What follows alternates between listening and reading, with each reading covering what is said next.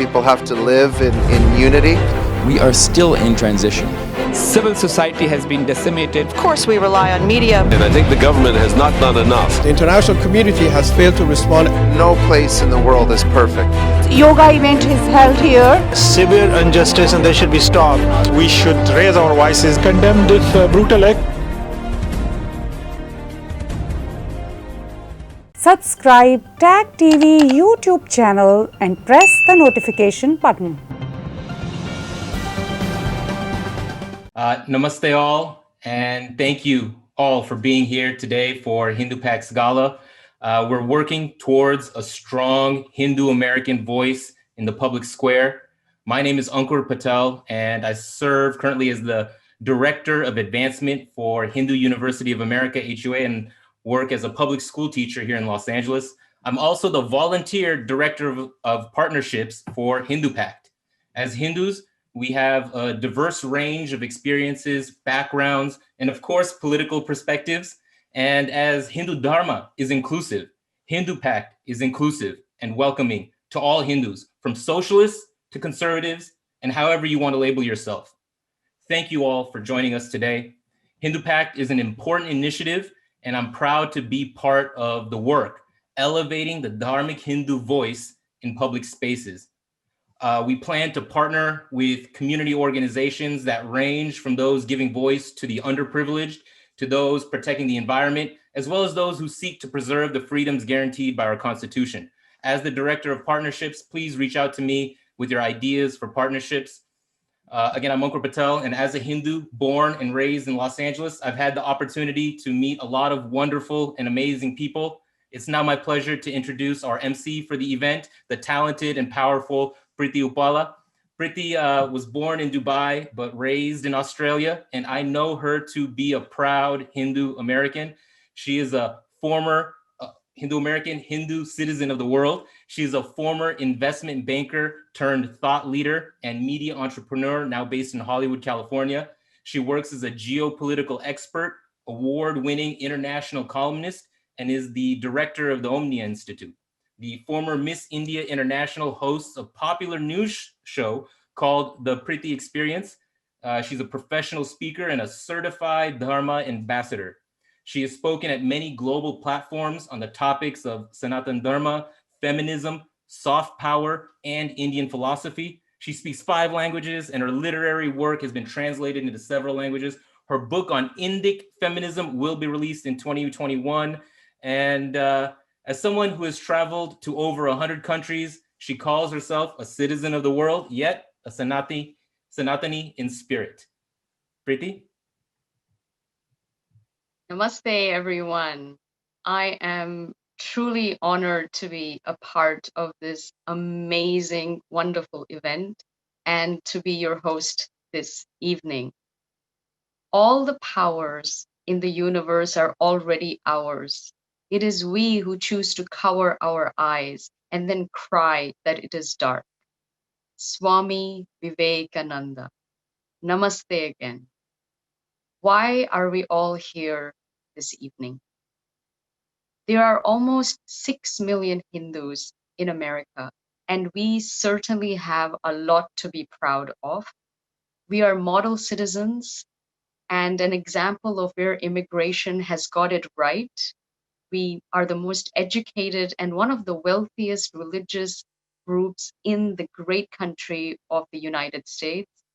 We have made immeasurable contributions to the American society for generations, starting from Henry David Thoreau's commentary in Massachusetts that was informed by the Bhagavad Gita, to the introduction of Indian spirituality through the Beatles, Ravi Shankar, Paramahansa Yogananda, Maharishi Mahesh Yogi, Srila Prabhupada, Osho, Art of Living, Gurudev Sri Sri Ravi Shankar, and so many others. Today, almost 25 million Americans have adopted Hindu practices openly, such as yoga, meditation, Ayurveda, vegetarianism, ahimsa, kirtan, pranayama, and even reincarnation. And yet, there is a rise in Hindu phobia, in anti-India and anti-Hindu bigotry specifically. Hate crime against Hindus is on the rise. Vandalism of our places of worship and temples is on the rise.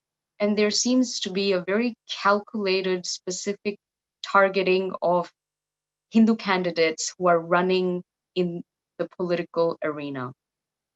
Our religion has somehow become weaponized and politicized by subversive elements in the political spectrum, and we find ourselves suddenly with far fewer allies and lesser agency than we really ought to. And where we have failed miserably is in the area of political advocacy and agency. The Hindu cause has been marginalized by geopolitical forces that seek to fragment the community into intersectionalities and ensure that Congress does not address our specific needs and concerns. There is hope, though. The silver lining for us, fortunately, is that we have organizations that do fight for our cause. One such organization is the amazing Vishwa Hindu Parishad America, the VHPA.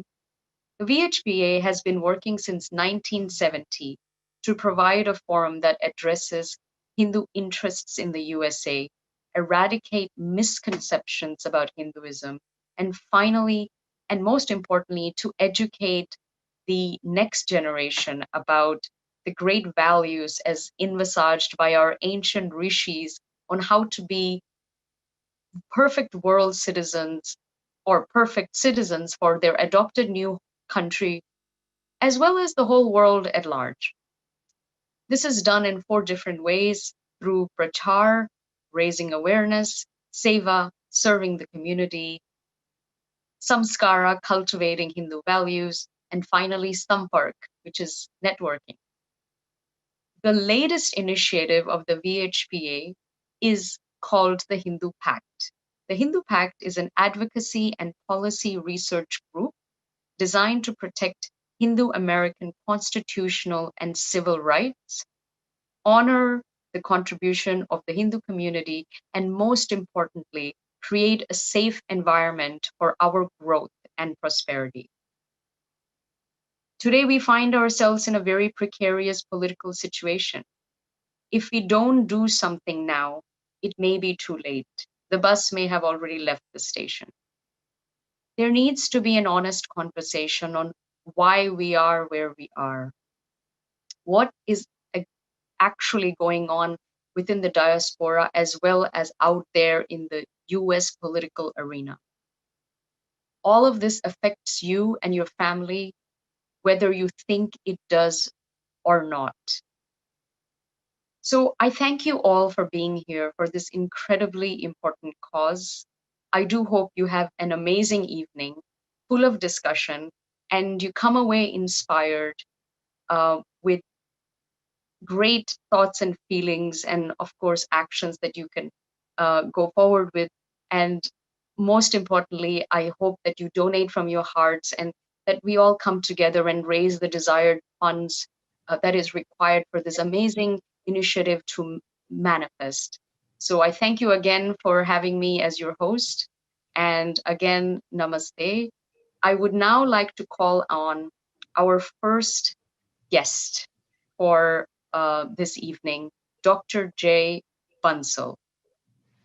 Dr. Jay Bansal is a recognized expert in the field of efficient utilization of hydrocarbon resources.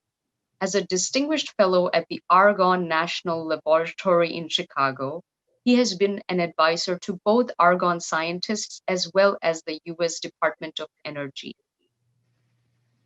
Dr. Bansal has almost 4 decades of experience in the global petrochemical industry and in 2014 retired as the Chief Scientific Officer as well as the Global Product Development Advisor. He has been published widely, keynoted at numerous international conferences, and holds over 2 dozen patents. including one which was nominated for the Most Valuable Patent Award. Dr. Bansal now dedicates his time completely to the service of Hindu community through organizations such as the VHPA, and has been instrumental in organizing two highly successful conferences. One is the Threads in Boston in 2019 and Reflections at 50, the virtual conference in September 2020. Currently, he also serves as a member of the VHPA Governing Council as well as its Executive Director of Education. So it's my pleasure to invite Dr. Jay Bansal. Namaste. Thank you, Preeti ji. Thank you for the kind introduction. And also thank you for very beautifully framing the discussion that we're going to have this evening. Over the next 10 minutes or so, I'm going to share my screen first.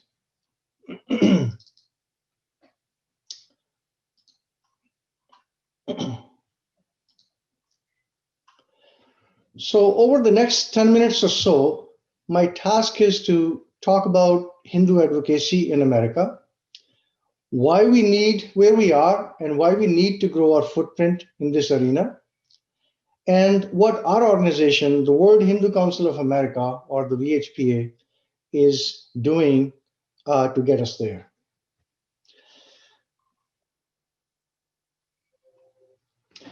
So America and Hindu thought systems have a long history together. In fact, history going back to the early 1800s, as Preeti ji actually pointed out in her preamble. Since that time, many dharmic teachers came here and exposed the American society to ideas that were utterly alien to their culture.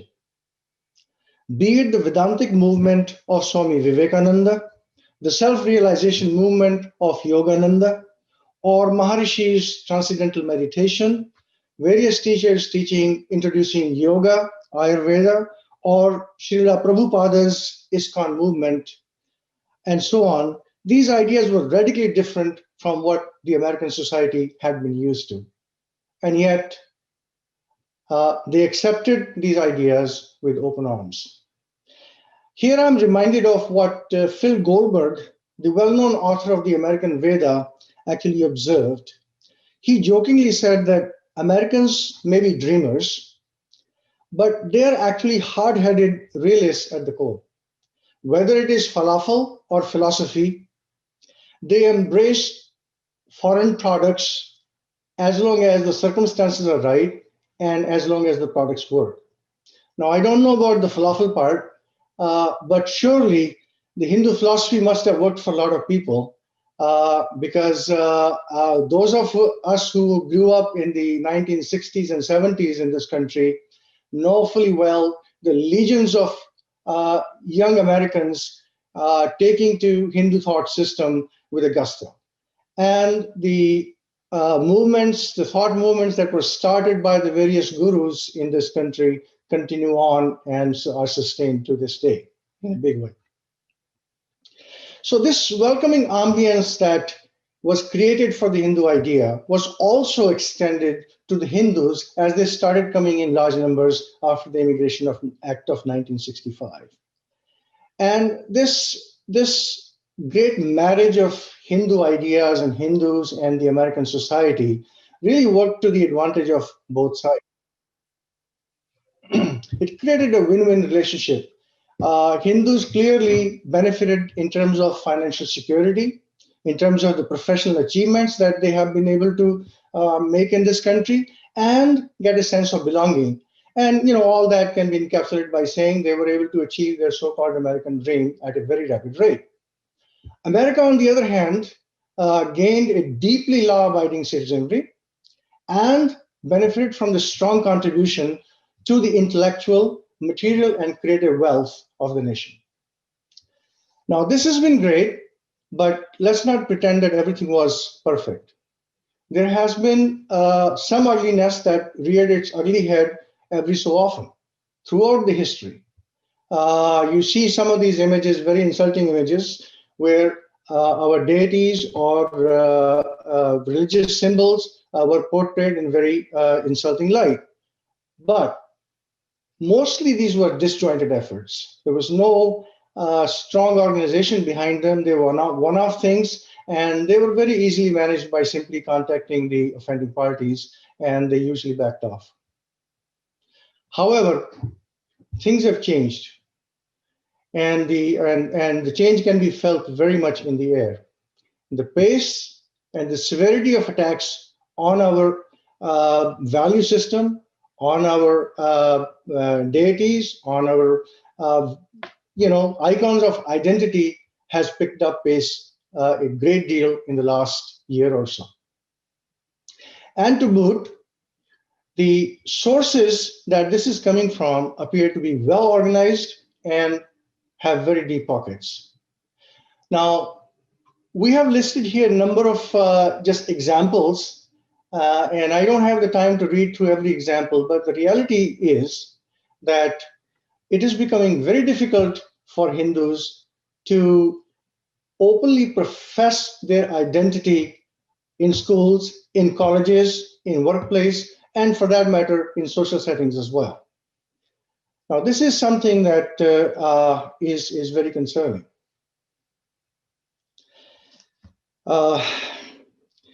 Winston Churchill, so how are we going to respond to this? So I'm reminded of what Winston Churchill said one time about Hindus. He said, whenever there is a possibility of an argument, certain communities immediately begin to sharpen their swords. What do Hindus do? They begin to sharpen their argument. For once, he was right about Hindus. That is the Hindu way. That is how we're going to respond to this rising tide of ugliness and nastiness. So on the next slide, I'm going to, we show here the various elements of advocacy that VHPA is engaged in. For the longest time, of course, being the oldest Hindu organization in America, we have always prided ourselves as being the voice of Hindus in America. And we have had an ongoing advocacy effort for a long time. One under the umbrella of AHAD, which stands for American Hindus Against Defamation. This is an effort that has been fighting some of these one-off Hindu phobia issues. However, in response to the rising tide of recent nastiness, we have introduced new initiatives, particularly Hindu Pact, which of course is the topic of conversation today. We're also going to talk about Hindu Lounge, which is a weekly event where conversations take place online about issues of Hindu interest to Hindus here, and Hindu Vote, which is an initiative to enlighten our Hindu community about the political process and the electoral process and engage them with the political process. So let me briefly share with you, and of course we are aware of many sister organizations that are operating in this space and doing a great job of representing Hindu interests. We're always open to partnership with them, as Ankurji pointed out, and always willing to share ideas, share strategies and tactics as as appropriate. So let me briefly talk about what Hindu Pact is all about.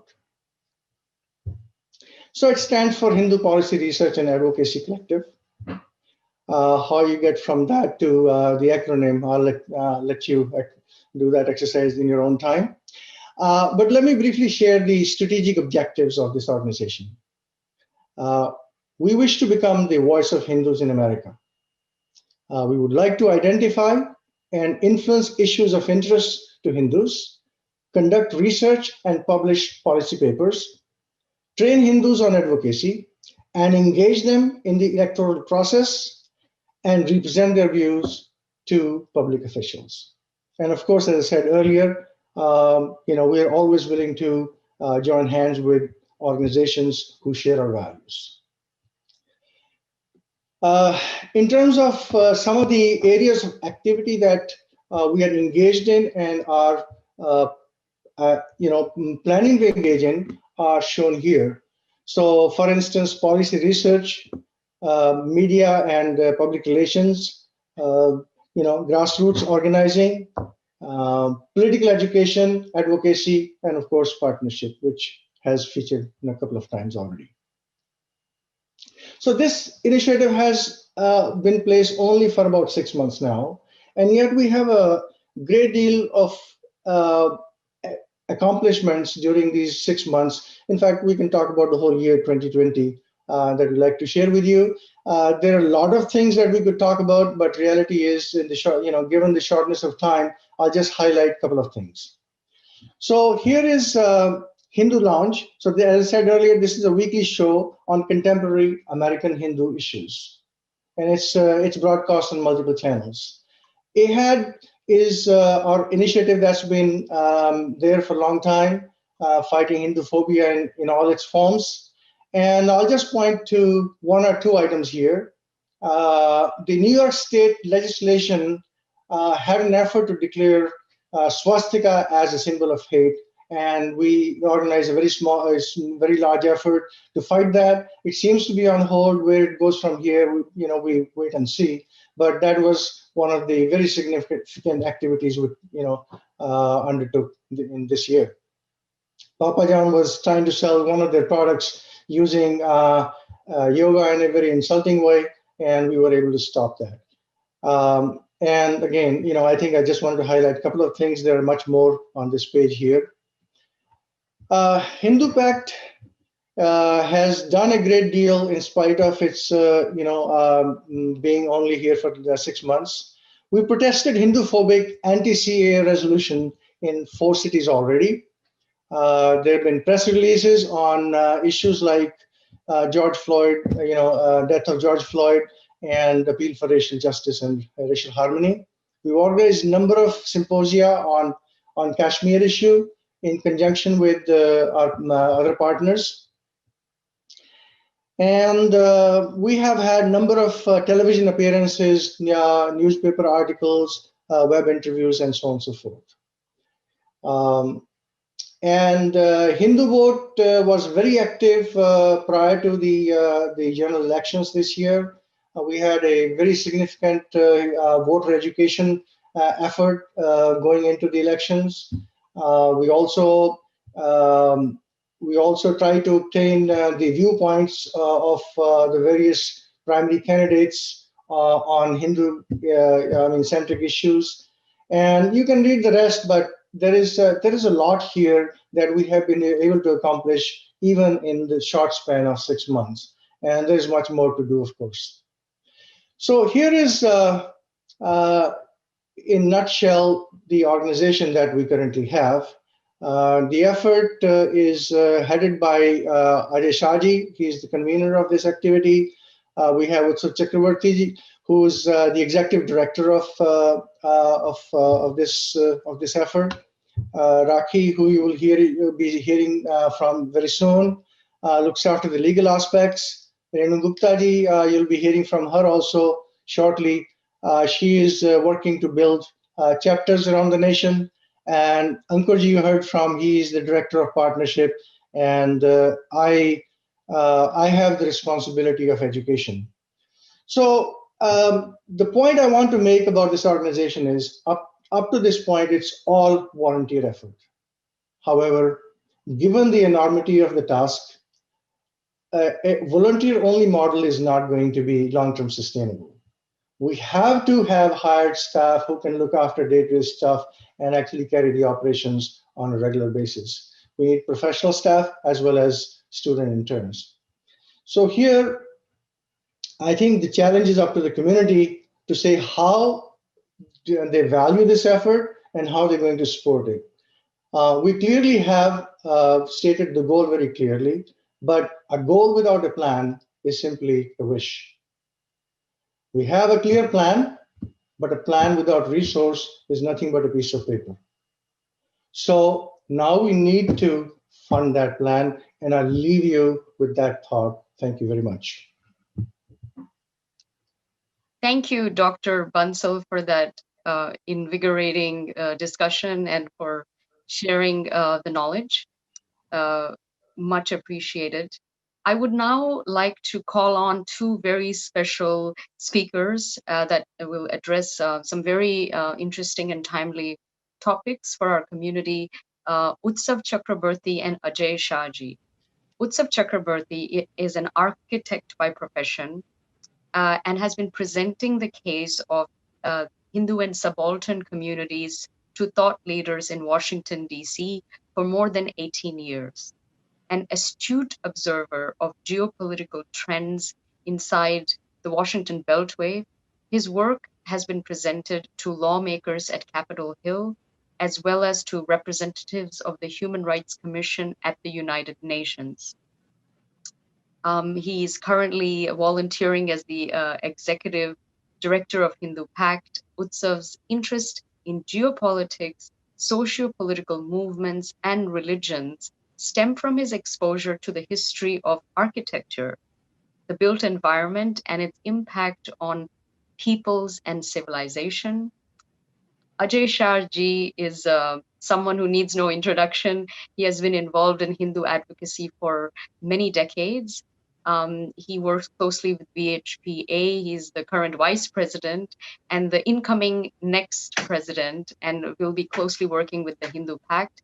So I would like to invite both of them on stage. And while they're doing that, I will quickly want to just mention the media partners for this evening's program. It's Diya TV, diyaTVUSA.com, Tag TV, tagtv.info, and Bharat FM, bharatfm.com.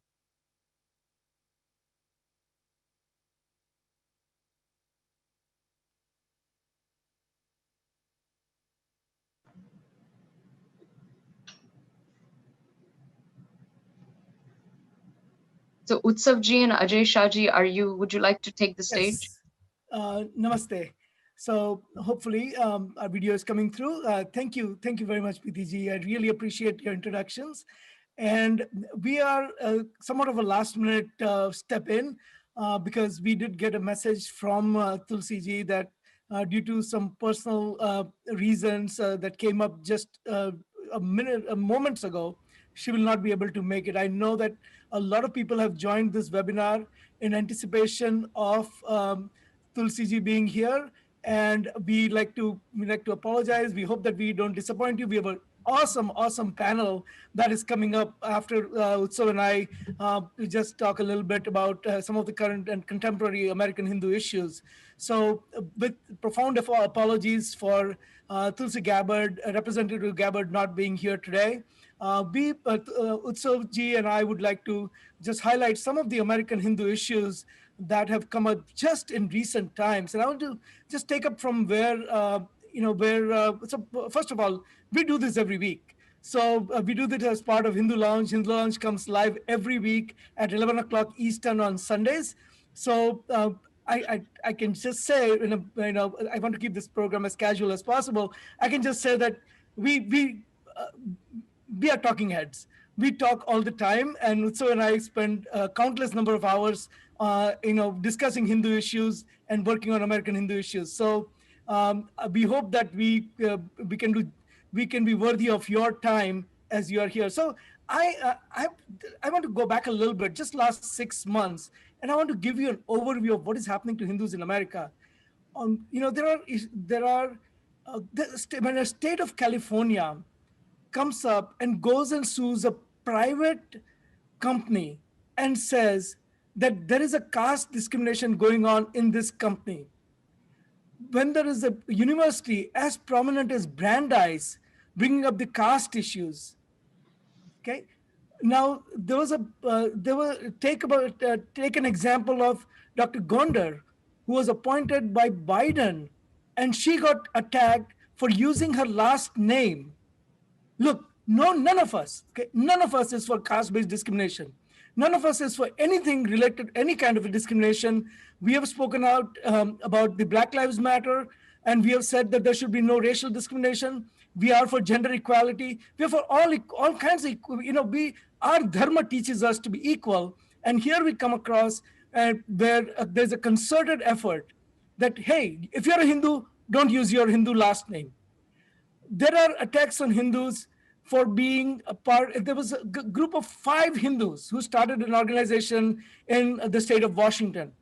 And they put up a first seminar that talked about the condition of Hindu minorities in Indian subcontinent. And 140 organizations got together and proposed a resolution in Seattle City Council to make the city council pass a resolution to condemn this organization by name. Okay, that the only crime, if you will, they committed was that they talked about Hindus in Indian subcontinents who were minorities. You go city after city is passing these resolutions that are Hindu phobic. You take that and you combine it with the ridicule that Hindus face, whether it is a beef-laden taco product doing yoga or beheading of Hindu murtis at a restaurant in Santa Fe.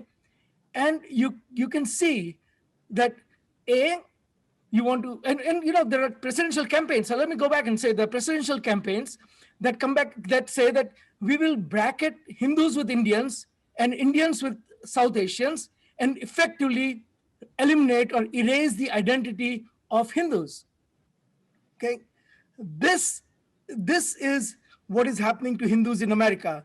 On one hand, Hindu symbols, Hindu icons, Hindu identity is on attack.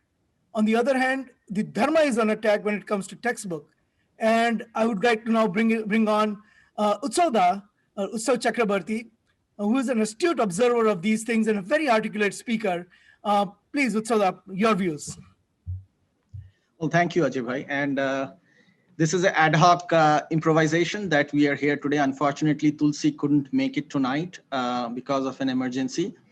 We do hope that we will hear from her at some other time, because she is a leading light and a very strong Hindu community member, as much as she was, and she continues to be a member of the US House.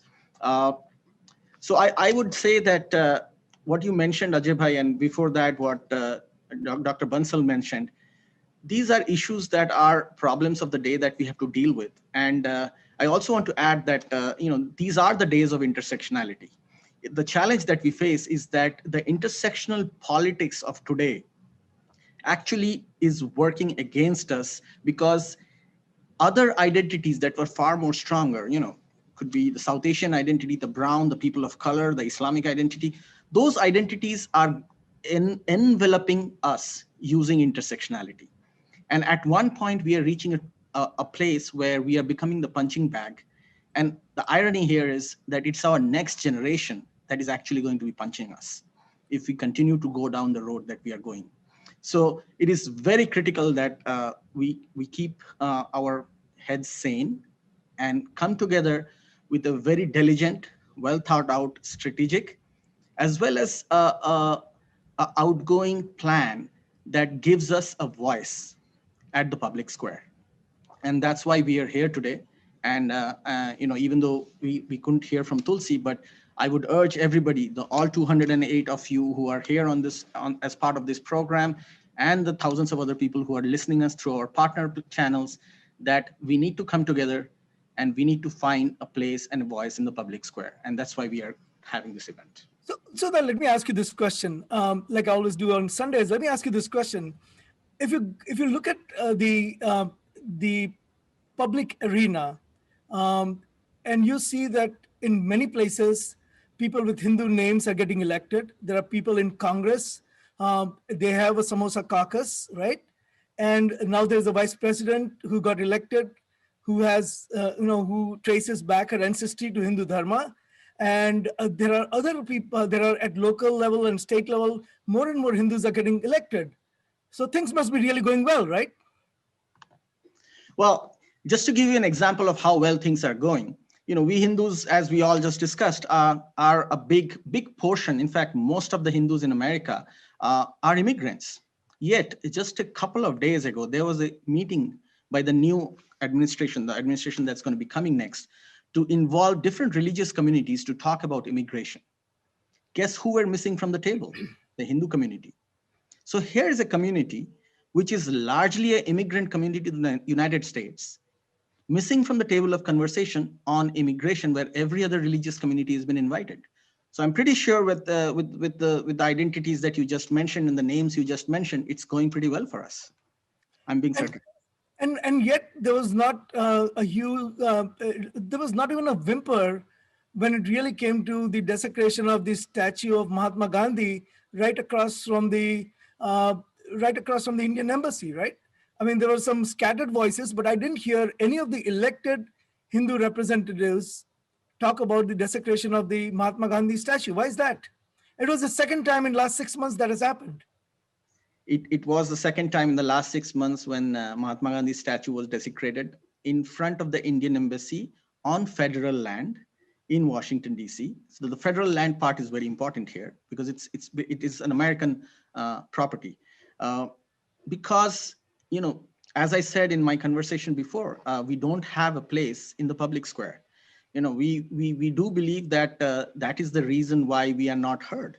And the bigger problem than the challenge that we are facing is that the young American Hindus, I'm pretty sure many of them are listening to us today, they are finding it harder and harder to be proud Hindus in the American social sphere, because that's the level of hatred and misinformation that is directed against Hindus, even though we are a community that is probably doing very well and has been doing very well for the rest of the communities in America. You know, it's a community that is very peace-loving. It's a community that has contributed one of the highest number of tax dollars to the American society as taxpayers. So that is something we have to think about. And I'm being very plain here. You know, I don't want to mince words. Tonight is not the time to mince words or be politically correct on either side. So I'm just going to be saying it that we are missing from the table of conversation here. So that, you know, as we come to a close, I will just say one last thing, and that is the Hindu community is really watching the people who are elected representatives. And what we have seen so far in Congress, for most parts, has disappointed us. For most part, the elected Hindu representatives or representatives with Hindu names have not stood up for the Hindus in America. In fact, some of them have joined the Pakistani caucus, and that does not serve the Hindu community well. When the Hindus who are defending our Dharma Bhumi, this is indeed our Karma Bhumi, and we are focused on America, but India is our Dharma Bhumi. When people who are protecting our Dharma Bhumi are killed in terrorism, or the soldiers who are protecting our Dharma Bhumi are killed in firings, random firings, when one of the representatives or a few of the representatives who have the Hindu name goes and joins the Pakistani caucus, does not bode well. And I think these are the challenges that the Hindu community has to face in America and has to counter. And that is the reason for existence of Hindu Pact. Utsada, you get the last word. Well, thank you. And I will hopefully have the last word at the end of the program as was planned, because I have thought out and written down what I wanted to say at the end of the evening today. But for now, my last word would be that we need to shape up. And this is why we are here today.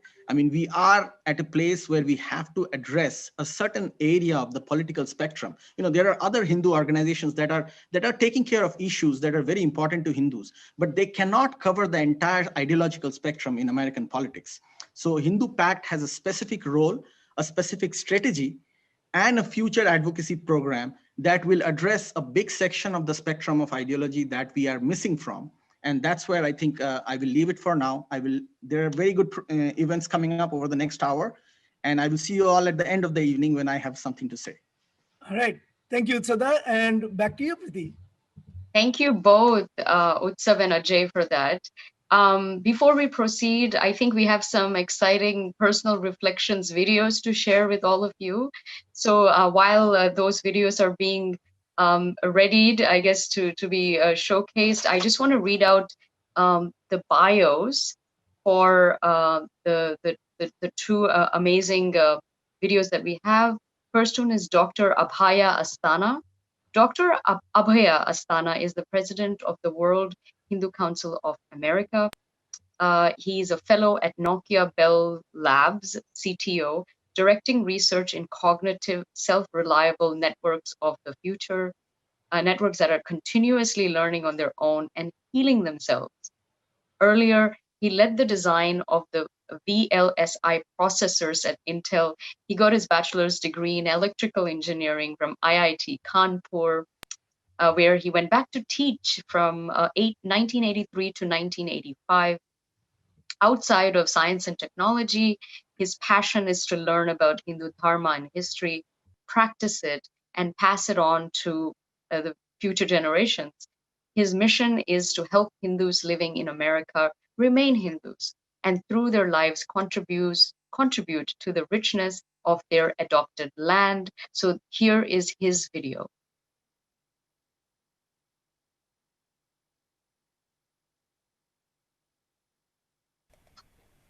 Namaste. It is an honor to be with you at this gala event for Hindu Pact. Over the years, we have noticed that there isn't a significant involvement of Hindu Americans in the national discourse. And this gap is the genesis for Hindu Pact, a multifaceted initiative of the World Hindu Council of America, VHPA. On one hand, Hindu Pact is a policy research initiative to partner with practicing Hindu scholars, gurus, community organizers to study issues facing the American society and offer views based on dharmic principles. On the other hand, it is an advocacy initiative to formulate Hindu views on contemporary American issues without taking partisan political stand. Thirdly, it is a political education initiative to educate voters, engage them, and increase voter registration. Being a grassroots effort, Hindu Pact aims to identify and influence issues of interest to Hindus at all levels, train Hindus for grassroots advocacy, and create advocacy internship opportunities for Hindu youth. We value collaboration and seek to partner with community organizers, government officials, civil rights, and civil society organizations who share our values. Since its inception at the start of 2020, the team has made significant strides even during the pandemic times. My best wishes to the team and my sincere appeal to all of you to join and support with ideas and finances this important initiative. Hari Om. Well, thank you so much, Dr. Astana. And for the next video, we have the amazing Vedananda ji. Padma Bhushan Professor Vedananda serves as the chairman of the board of Hindu University of America and Sar Sangchalak of HSS in America.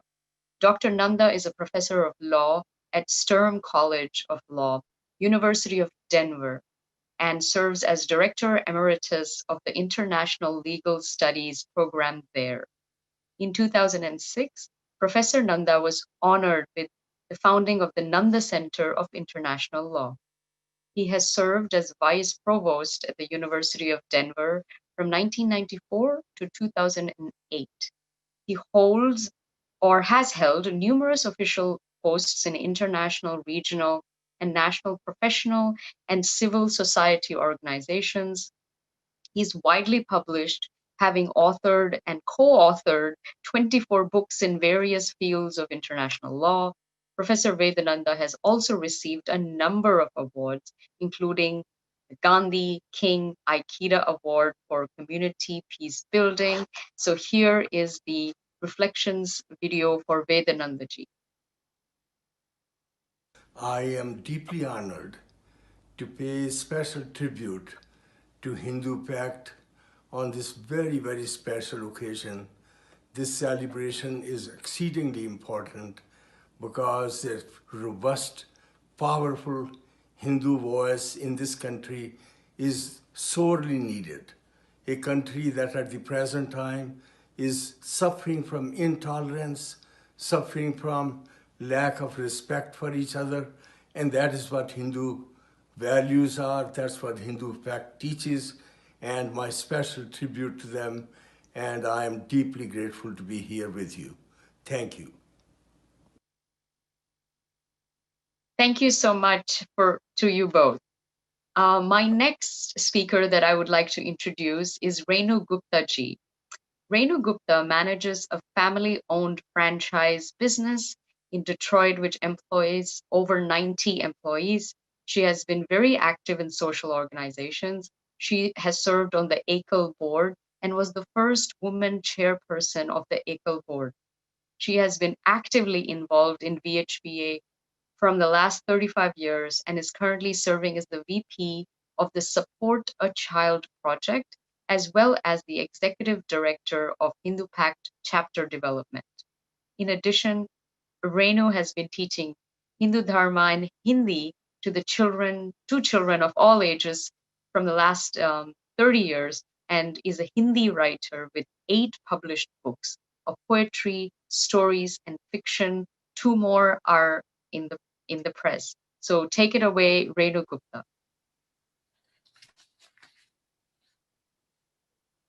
Namaskar. Namaskar, everybody. I would like to share 2 slides with you. The first slide is Hindu Pact Goals of 2021, as you can see on the screen. Okay, what we plan to do is the training the Hindu candidates who enter in the politics, which are students and volunteers, through one-to-one basis or through the webinars. We also want to establish 10 chapters in coming years for Hindu Pact. We already have established 3 chapters: Ohio, California, and Texas. The Hindu awareness phobia, the awareness about Hindu phobia, and also the need of Hindu identity among our generations to come is very critical for us, and that will be our top priority in coming years. We also plan to publish a lot of books on the issues of Hindus. And as we continue our new projects, we'll continue our Hindu Lounge radio talk show every Sunday, and also the Hindu advocacy through AHAD. Now, I would like to now come to the next slide.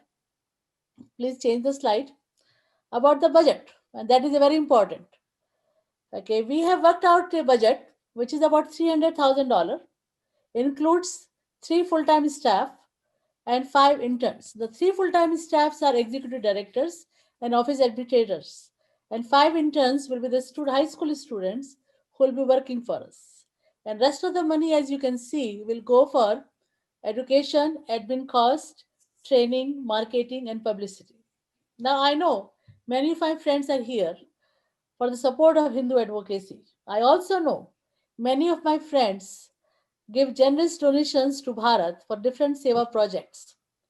And we should continue doing it. I know that. Because if Bharat is firm and strong, we are proud and firm here. But how about our Karm Bhumi, America? The question need to be asked is, what kind of legacy are we going to leave for our children, second generation, grandchildren, third generation, great grandchildren? The question has to be asked is, are we making a firm ground for them a secure and a prosperous and healthy future? That is a very important task in front of us. And we need to really form strong Hindu identity and really strong Hindu advocacy in this country to succeed. And I want to all of you to pledge yourself first, how you can be part of Hindu Pact, Tan Man Dhan or Mansa Vacha Karmana. In whatever capacity you want to be part, please do that. What way you can do it? You can go to the website hindupact.org, and you can also see here the PO box, our address, if you want to mail a check. Now remember, this is a 501c. We are non-political, and we are non-profit organizations, and all your donations will be tax deductible. I want to assure all of you on part of Hindu Pact that every quarter we will publish a report which is talking about our activities, what we have done so far, and also the expenditures, how we are distributing our funds for making our Hindu Pact worthwhile. And that will be received by all the donors, supporters, and volunteers. Now, I want to invite you a very special guest, my very dear Ritvij Hole. Ritvij is a high school student. He is a high school student in Irvine, California. He is a very dynamic Hindu young boy and also a very talented person. He will be our intern for the next year. And I want Ritvij to share with you the need of Hindu advocacy in this country. So, Ritvij, wherever you are in this pool, please come forward and share your views. Thank you so much. Namaskar. Ritvik, if you can raise your hand, we can make you a presenter.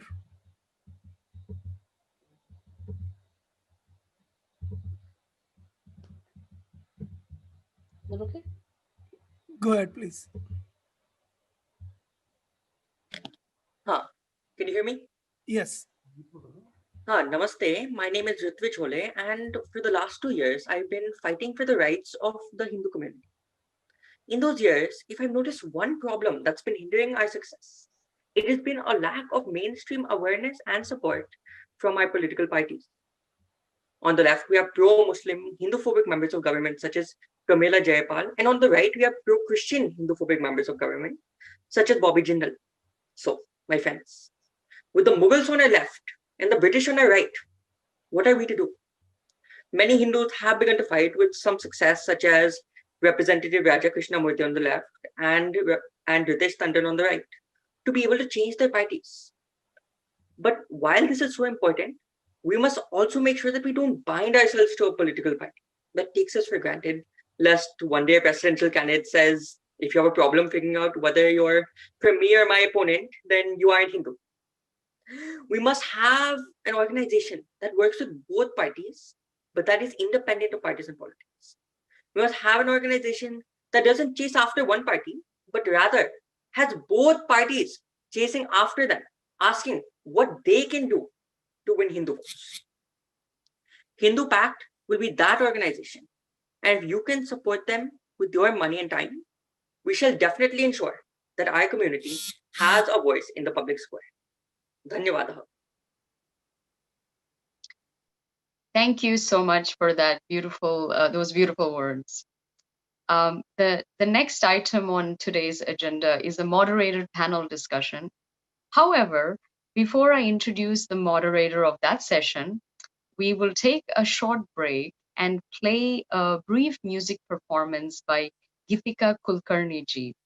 Geetika is a trained Hindustani classical vocalist under renowned playback singer Sri Surej Wadkar. She is the winner of the Saregama solo singing competition organized by the Hindi Munch in Boston in 2018. She is also a playback singer for numerous Bollywood movies. She has won 2 Radio Mirchi Music Awards for her very famous song, Albela Sajan, in the very famous movie Bajirao Mastani. So here is Geetika Kulkarni.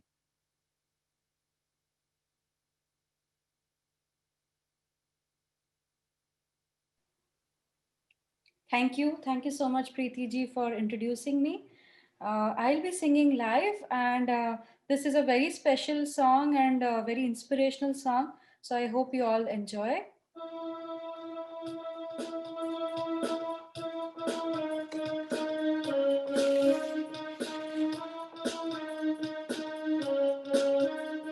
कुछ पाने की हो आस आस कोई अरमा हो जो खास खास आशाएं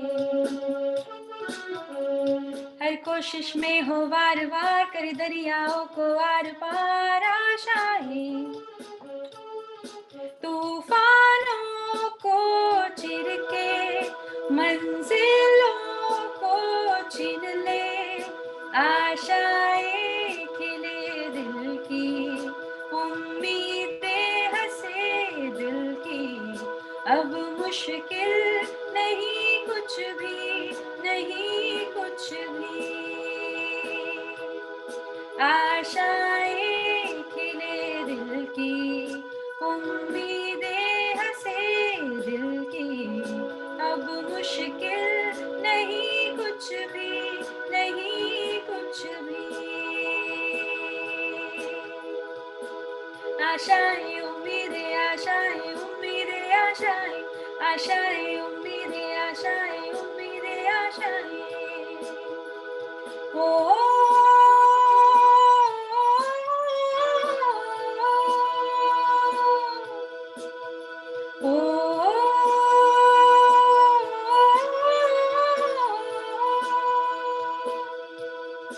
उड़ जाए लेके खुशी अपने संग तुझको वहाँ जन्नत से मुलाकात हो पूरी हो तेरी हर दुआ आशाएं खिले दिल की उम्मीदें हंसे दिल की अब मुश्किल नहीं कुछ भी नहीं कुछ भी आशाएं खिले दिल की उम्मीदें हंसे दिल की अब मुश्किल नहीं कुछ भी नहीं कुछ भी आशाएं उम्मीदें आशाएं उम्मीदें आशाएं आशाएं उम्मीदें आशाएं उम्मीदें आशाएं गुजरे ऐसे हर रात रात ख्वाहिशों से बात बात आशाएं लेकर सूरज से आग आग गाए जा अपना राग राग आशाएं कुछ ऐसा करके दिखा खुद खुश हो जाए खुदा आशाएं खिले दिल की उम्मीदें हंसे दिल की अब मुश्किल नहीं कुछ भी नहीं कुछ भी आशाएं खिले दिल की उम्मीदें हंसे दिल की अब मुश्किल नहीं कुछ भी नहीं कुछ भी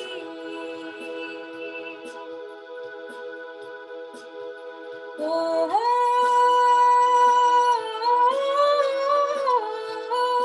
आशाएं हो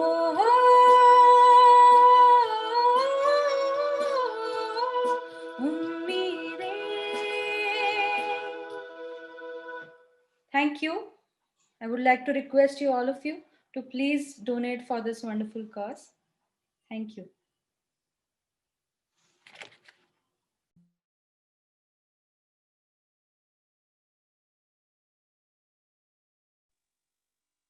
Namaste, Dhanyavad. We have a very exciting moderated panel discussion for you this evening. I would like to invite the moderator first, Ms. Rakhi Israni ji. Rakhi Israni is the founder and president of Excel Test. She is an attorney by profession and also holds an MBA from Rice University. She is a second generation Hindu American. She was raised in Houston, Texas, and has been very active in community activities for the Hindu society for most of her life. Rakhi was one of the key leaders of the HSC, the Hindu Students' Council, and served as its very first elected president after it was spun off from BHBA. Rakhi lives with her husband and kids in the San Francisco Bay Area. So I'm going to hand over the rest of the evening to Rakhi. Go for it. Thank you, PTG. After hearing Ajay and Utsav and everyone talk, this is something that this topic is something that's very dear to my heart. As a second generation, and hearing all the noise that's through social media and others. I'm very excited about this panel. I'd like to welcome all of you to the Hindu Pact panel on Hindu advocacy in America. The spheres of influence in life are generally media, politics, education, and most importantly, the home life. We have a very exciting panel of speakers to take us through what we've achieved so far as a community, and more specifically to talk about what lies ahead for us. In the next 45 minutes, we will explore what we need to change as a community, what we need to do to create this change, to create positive change, not only for ourselves, but for all of society. There is no doubt, as has been mentioned by a couple of others in this session so far, that the Hindu community is a community with immense internal fortitude, not only in terms of our education and our financial strength, but also more importantly, in terms of our knowledge, in terms of our culture, in terms of our history. Swami Vivekananda had once said that while America has the jewel box, it's India that has the jewels. It is the essence of our spiritual knowledge and rich culture that has really truly allowed us to survive barbaric invasions and brutal attempts to destroy our society again and again over thousands of years. And yet, today, we are facing nonstop attacks and a flood of negativity against our community, and even worse, it's clearly targeted at our youth. It is these modern challenges that we seem to face on a daily basis that is the focus of our esteemed panel today. Our first speaker is a scholar on Indian history, Dr. Raj Vedam. Dr. Raj Vedam is an electrical engineer by profession. He's been keenly interested in tracing the roots of modern science, mathematics, technology, quest that has led him to study the histories of Babylon, of Greece, Egypt, Rome, China, the Arabs, and many others. His findings directly contradict the Western narrative, which positions the Indian civilization as having received wisdom on math and sciences from outside of India. And using several sources, he shows ancient India as the progenitor of knowledge systems in every conceivable field of endeavor. To correct this damaging and false mainstream narrative that has been perpetuated about Indian history with instead an evidence-based narrative, he co-founded a think tank based in Houston, Texas, called the Indian History Awareness and Research. Since 2015, he has delivered over 100 talks in US and Indian universities and public events. His team worked with many educational agencies in India and the US to review and revise history textbooks for content on Indian history. He has conducted a dozen history workshops for high school teachers in India and in various cities, and spoken at many youth camps and many webinars. His YouTube videos have been seen by millions of viewers. Dr. Vedam.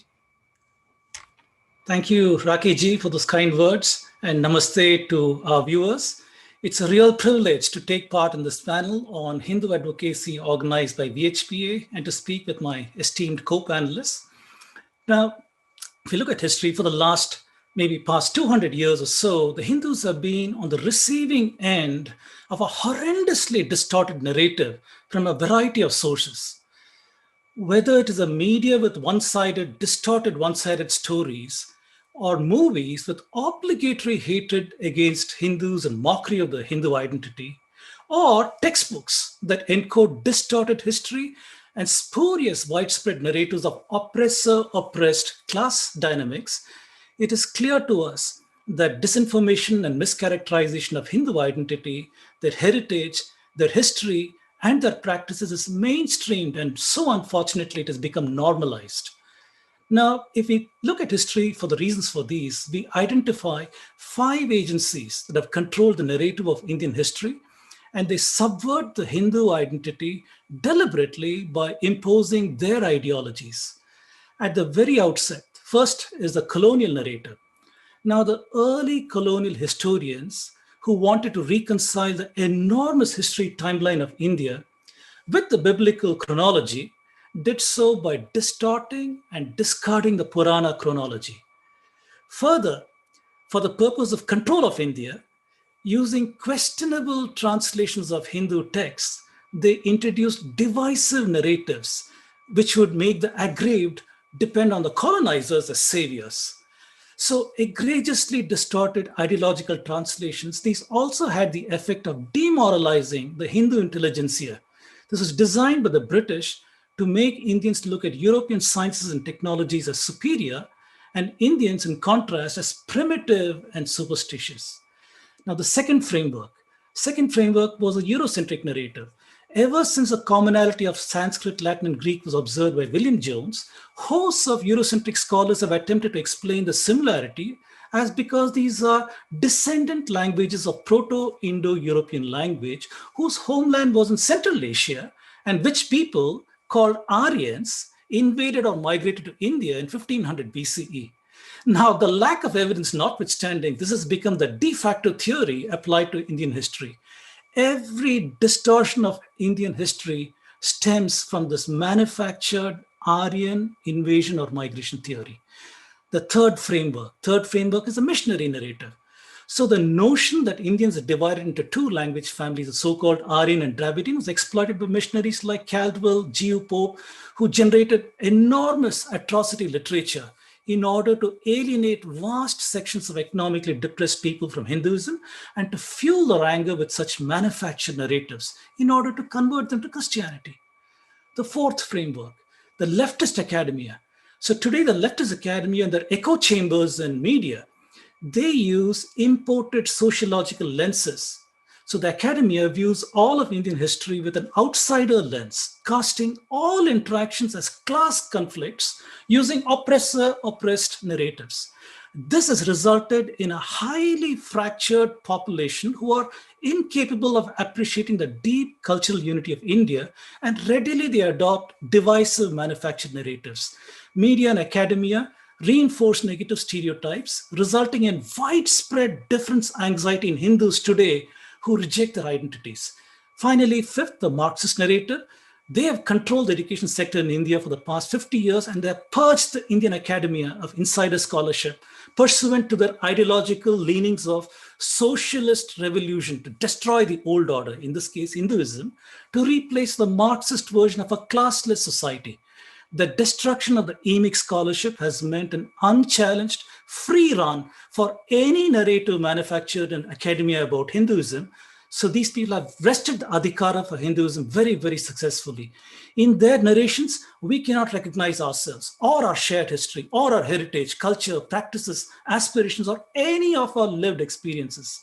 We can safely conclude that the present day narrations shamelessly espouse hatred for Hindus and seek to destroy their identity using distortions, falsifications, and crass Hinduphobia. Unfortunately, since 1947, the socialist Nehruvian government and its allies and successors have furthered the agenda of these five frameworks by institutionalizing unjust, unequal laws that openly discriminate against Hindu identity and expression.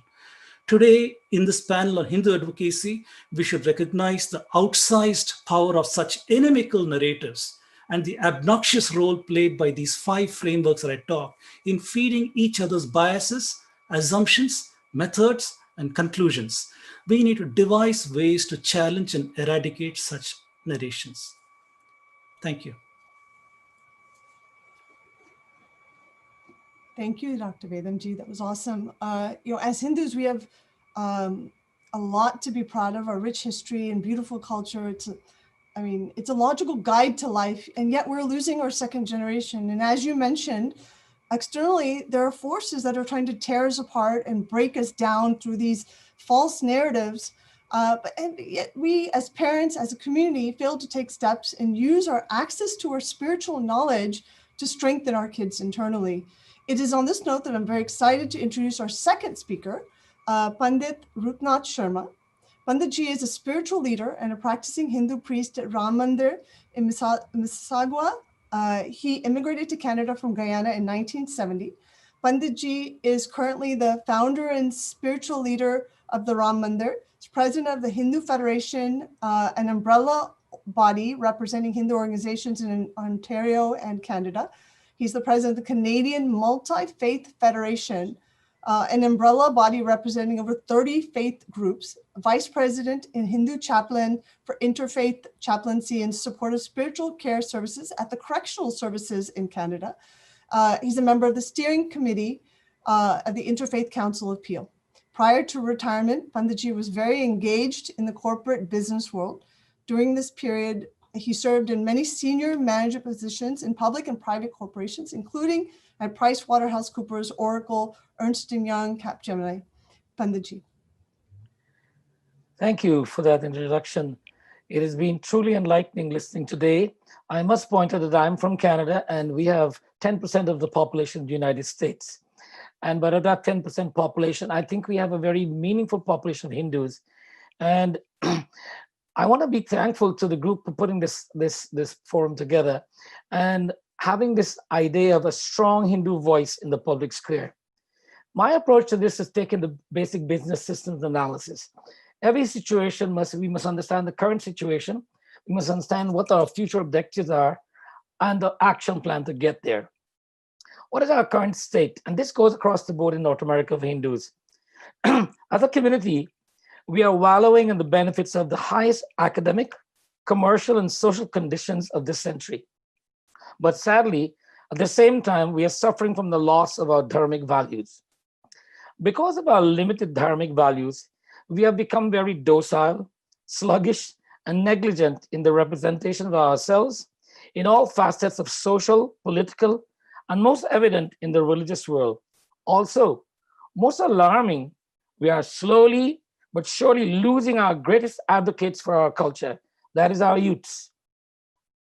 We are losing them. And we don't know what we're losing them to. They're all healthy, they're all wealthy, they're all very educated, but they don't know who they are as far as cultural dharma. The plan to change this.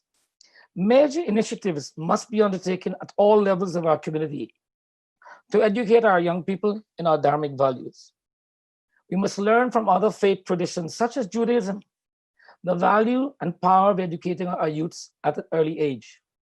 And so doing, we must always be cognizant of the fact that we are from a great heritage that is beyond any single religious doctrine, nor not one teacher, but from a vast multitude of philosophies and from a great number of teachers that have stood the test of time and continues to be the foundation for all aspects of human well-being. And that is what we call the Hindu way of life or Sanatana Dharma.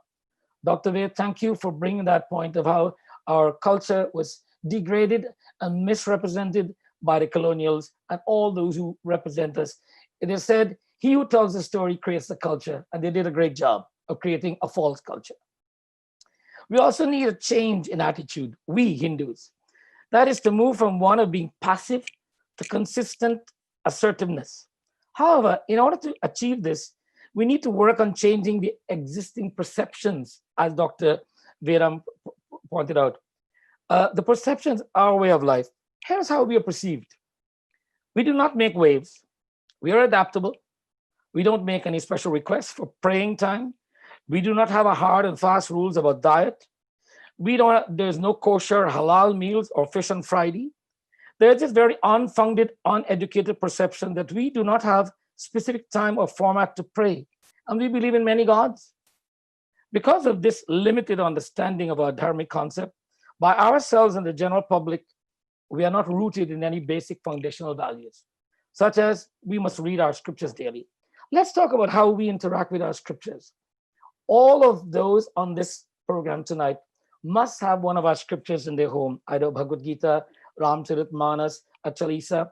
Well, ladies who are listening to me, if you have any money that you want to hide safely for a long time, I want you to put those funds in those religious books. They'll be there until the end of time because no one will open those books to look to see what's inside. I assure you of that. 2, because of this perception that we lack any firm standardized practice, a large majority of Hindus are without any dharmic focus and as such are unable to come together as a single community. If we do not know who we are, it is very difficult for us to stand together. Please note, future parents and young families, that the education process does not begin with children attending classes. It actually commences with the education of the parents. This parental education is beyond the academic and has little to do with financial planning and social status. We are excellent at that kind of stuff. This education is the inculcating of the basic values of Sanatana Dharma as part of everyday life.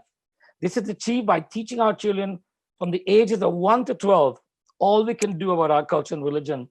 Ladies and gentlemen, after they reach 12, you have to make an appointment to see them, especially in this day and age. Our culture and religious practices are often misunderstood to be rooted in ritualistic practices. We need to highlight the profound teachings on fundamental human values that are enshrined in our ancient scriptures, such as self-discipline and a pathway to healthy lifestyle and our relationship to the Supreme Spirit. When we fully understand and appreciate the true value of our dharma, we can stand tall and firm, and most important, confront the conversion specialists that are targeting our young people. Yes, we are being targeted by many, many denominations. There's a quota to convert so many Hindus a year. In conclusion, I request every parent to pause and ask the following question. What have I given to my child today that will nurture their dharmic needs?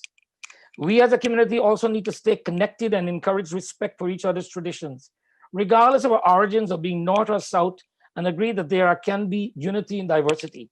We can be assured of this.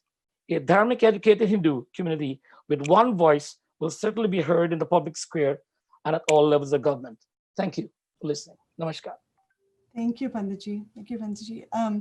As you rightly said, we are losing our greatest advocates, which are our youth. And parents work hard to force their kids into sports and instruments and biology, math, chemistry classes, but they fail to focus their attention on probably the most important skill necessary for their child's well-being, which is giving them or teaching them the tools necessary to live their life happily.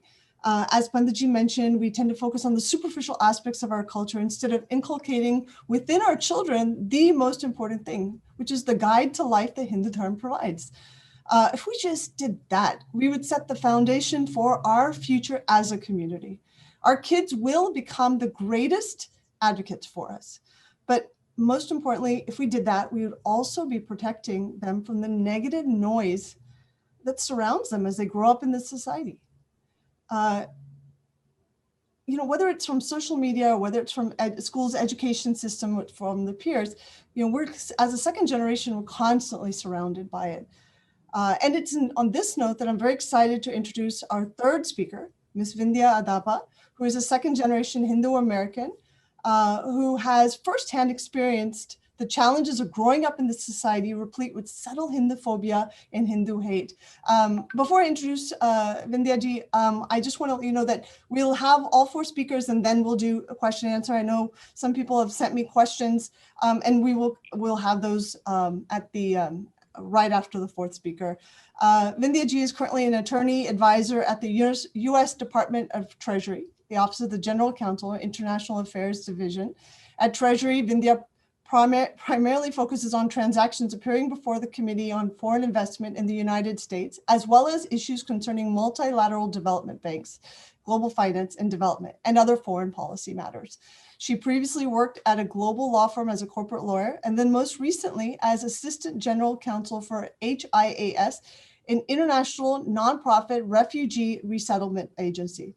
She's been actively involved with the Hindu community in the greater Washington area, as well as with the Indian diaspora nationally and internationally, having most recently served as an invited youth panelist for the 2019 Pravasi Bharatiya Divas Conference in New Delhi.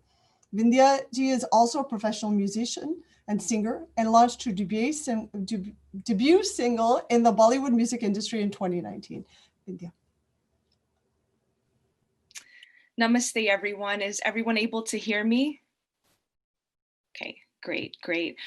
Before I start, I just want to give a huge vote of thanks and gratitude to Rakhi ji, Jay Bansal ji, Jay ji, everyone, Utsav ji, everyone who's part of Hindu Pact for organizing this event and for having me here.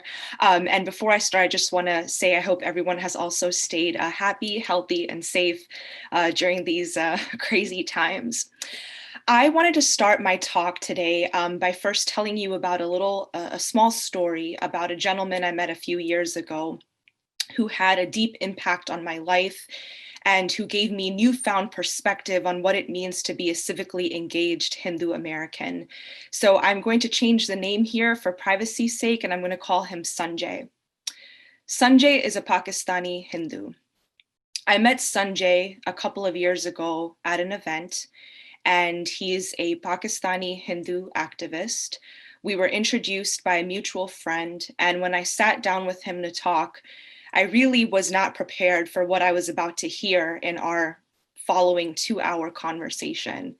For the next 2 hours, Sanjay sat with me and bit by bit, detail by detail, talked about every act of discrimination, all of the atrocities and all of the horrors that he and his family faced in Pakistan solely because of being minorities and solely because of the fact that Sanjay is a Pakistani Hindu activist and a vocal activist who actually speaks on behalf of minorities in Pakistan. A couple of years after meeting Sanjay, I had the privilege of meeting another Bangladeshi Hindu activist who more or less told me similar things about her life in Bangladesh.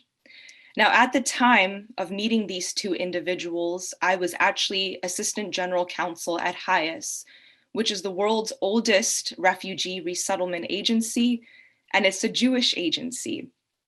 Because of my connections and because of folks I knew on our direct legal team, I was able to help Sanjay and this woman get access to our attorneys and at least start exploring options for asylum in the United States. But I was so shook internally and a bit disturbed. I thought to myself, how is it that me, being an attorney, working in this space, that I don't know enough about this issue? Sure, I knew about the migration and refugee crisis generally. I knew a lot about what was happening in South and Central America. I knew a lot about the Rohingya issue. But I truly did not know enough, I felt, about what Hindu refugees and dharmic minorities were facing in Pakistan, Afghanistan, and Bangladesh. I sat down with myself, and that's when I realized that in order to be a great advocate, you need to have genuine conviction in your heart. And I think there are 3 ingredients for having conviction, in my personal viewpoint. I think conviction stems from 3 different accesses of connection. The first is an emotional connection, having an emotional connection to an inner belief inside of you about that issue. The second is having the connection of relevance and feeling like this issue matters to you, that it's practical and matters to you. And third, the third form of connection, I think, is having knowledge of the past and of your history, because it's by looking through the lens of the past that we're able to apply those lessons to the present and learn how we're going to address the present now, address these issues now. When I think back to my time at HIAS and how much I learned about the Jewish faith, I also think about how I saw these qualities epitomized by my own colleagues there. They had a strong and deep emotional connection to their Jewish faith, to the teachings of the Torah. They felt that the issue of refugee rights and asylee rights was relevant to them and was a practical issue for them. And they had a deep and rich knowledge of their history as Jewish people, whether it was from learning about the Holocaust or about the history, the persecution of Jewish people prior to the Holocaust, or whether it was about learning about anti-Semitism in the United States as it's continued to evolve. When I reflect on my own personal journey and I think about being born and raised here and how I came to Sanatan Dharma, I feel that we as a community have done a fairly good job of building that emotional connection in our youth. I know a lot of my friends grew up attending Bal Vihar, had gone to Chinmaya mission. Indeed, at a lot of universities, there's a focus on developing bhakti, on teaching students about the mythological and esoteric aspects of Hinduism.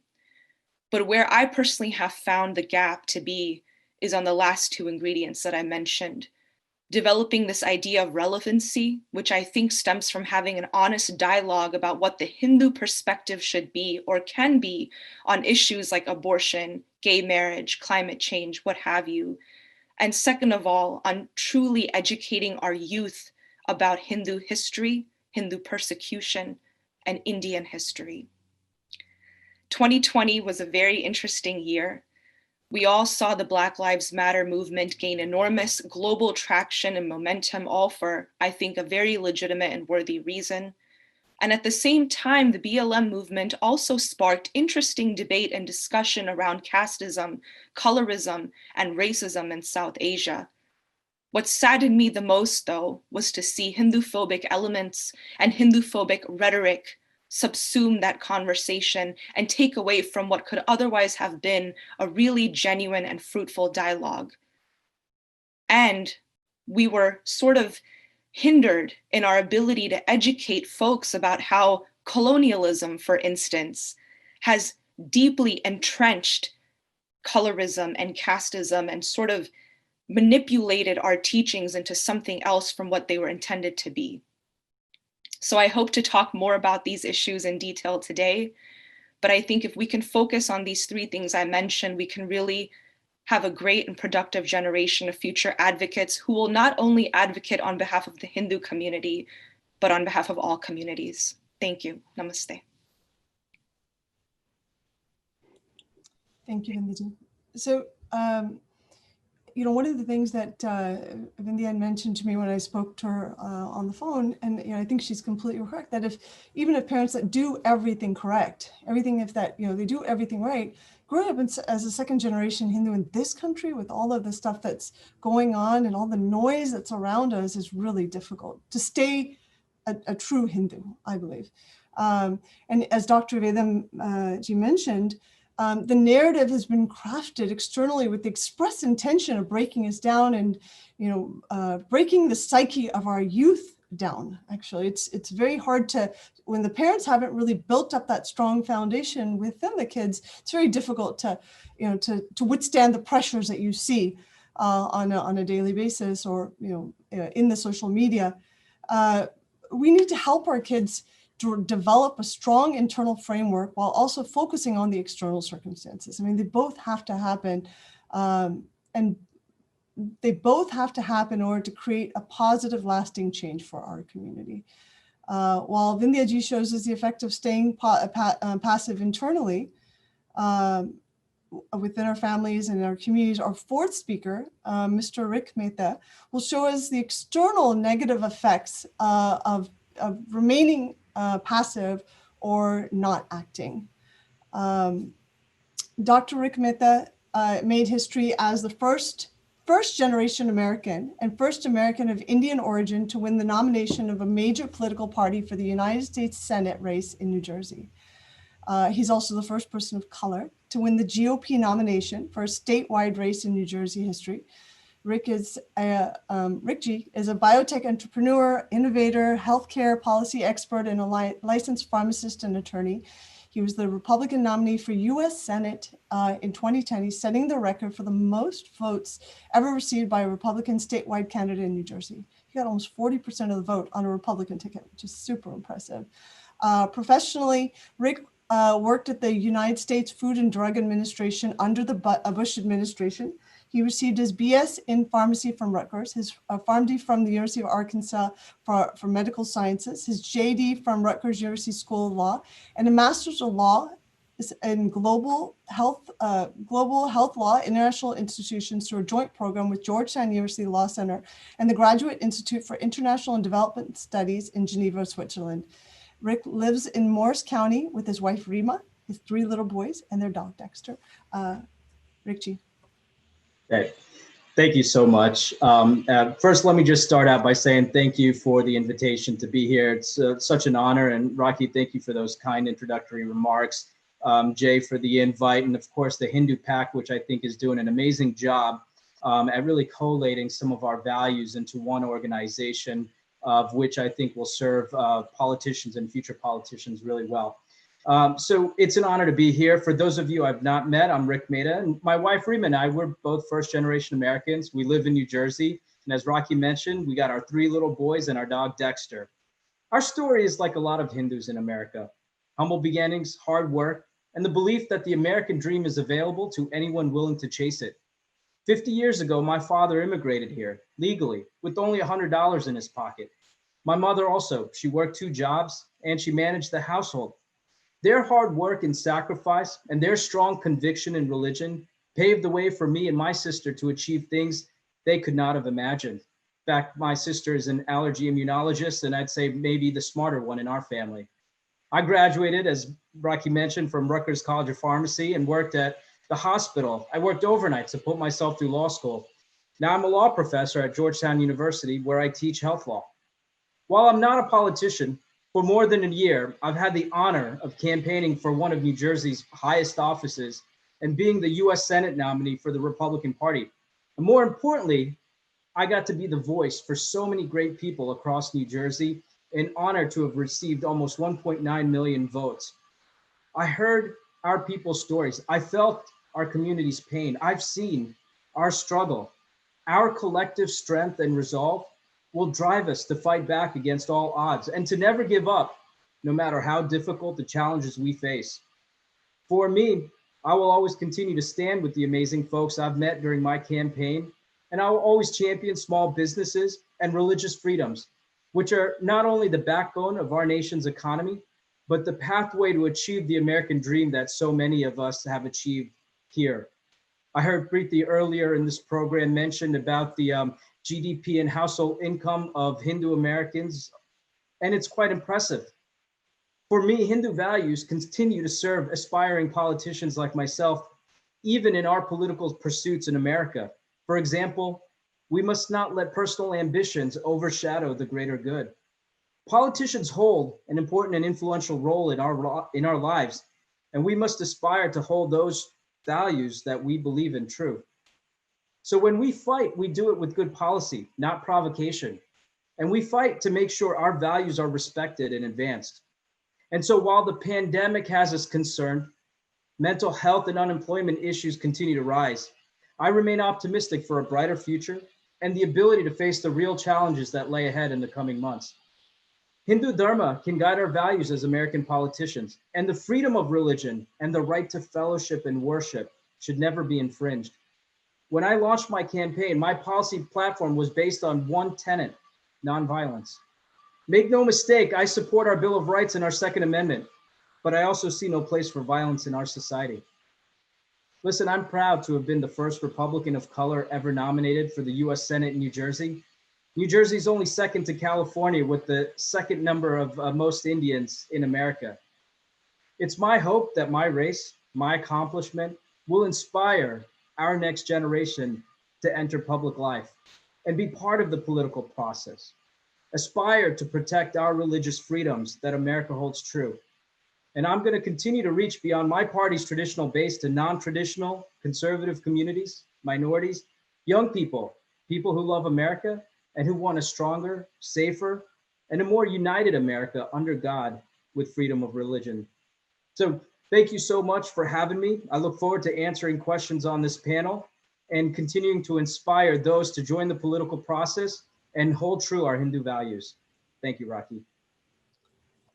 Thank you, Richie. So actually, before we jump into the question and answer portion, I just wanted to recognize our media partners. Ajay?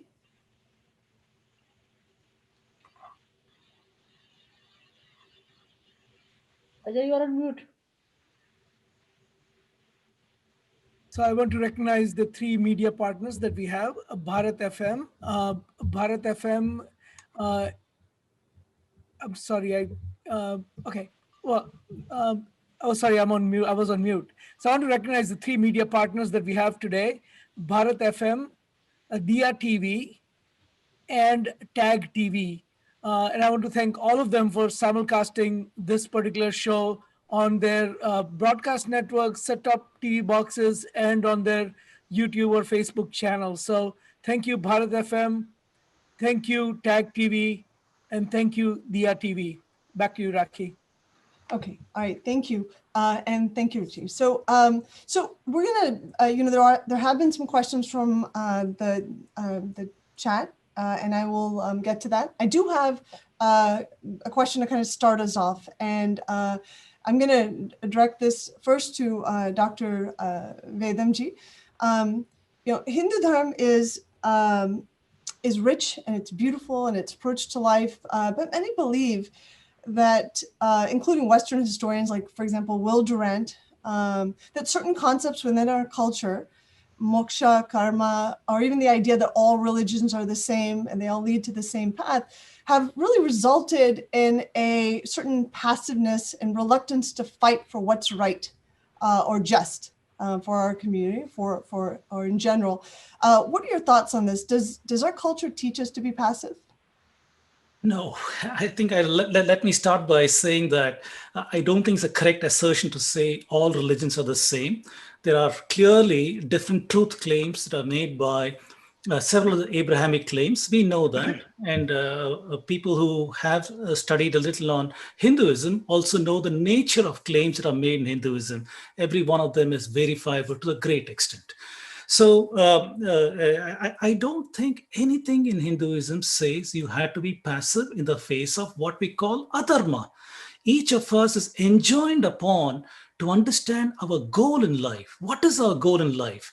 A Hindu in one-line sentence is a seeker who wants to dispel the avidya about our true existence.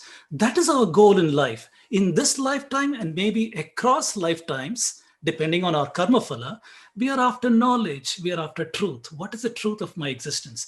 In doing so, I'm enjoined upon to follow my dharma. What is my dharma? I need to understand that I wear many hats. I have many dharmas to, as a parent, as a speaker, as an engineer, whatever. I need to do the right thing in all of them. In the process of doing dharma, I need to reject adharma. So rejecting adharma is also a big part of who we are as Hindus. So in the process of rejecting adharma, wherever we see there's a problem, either in the narrative of our history, there's some untruths over there, we have to stand up and say what we believe from our experience, from our knowledge, from our journeys, our understanding, our shared experiences, our history, heritage, culture. We need to get out there and say that your narratives seem to be completely off the mark over here, because none of us can identify with what you're saying. Neither me, nor my parents, nor my grandparents, or anybody that we know about identifies with the kind of narrative you're trying to thrust upon us. So no, Rakiji, I'd say that it does not, there's nothing in Hinduism that says we had to be passive. Nothing in Hinduism that says that we're all the same. Hinduism says evaluate the truth. Try to find out what the truth is. At any given time, we understand the pramanas. What are the pramanas? Pramanas are means to knowledge. What are the means to knowledge? Whenever somebody makes a truth claim, that like such things, if you do such a thing, you'll accomplish something called salvation or whatever.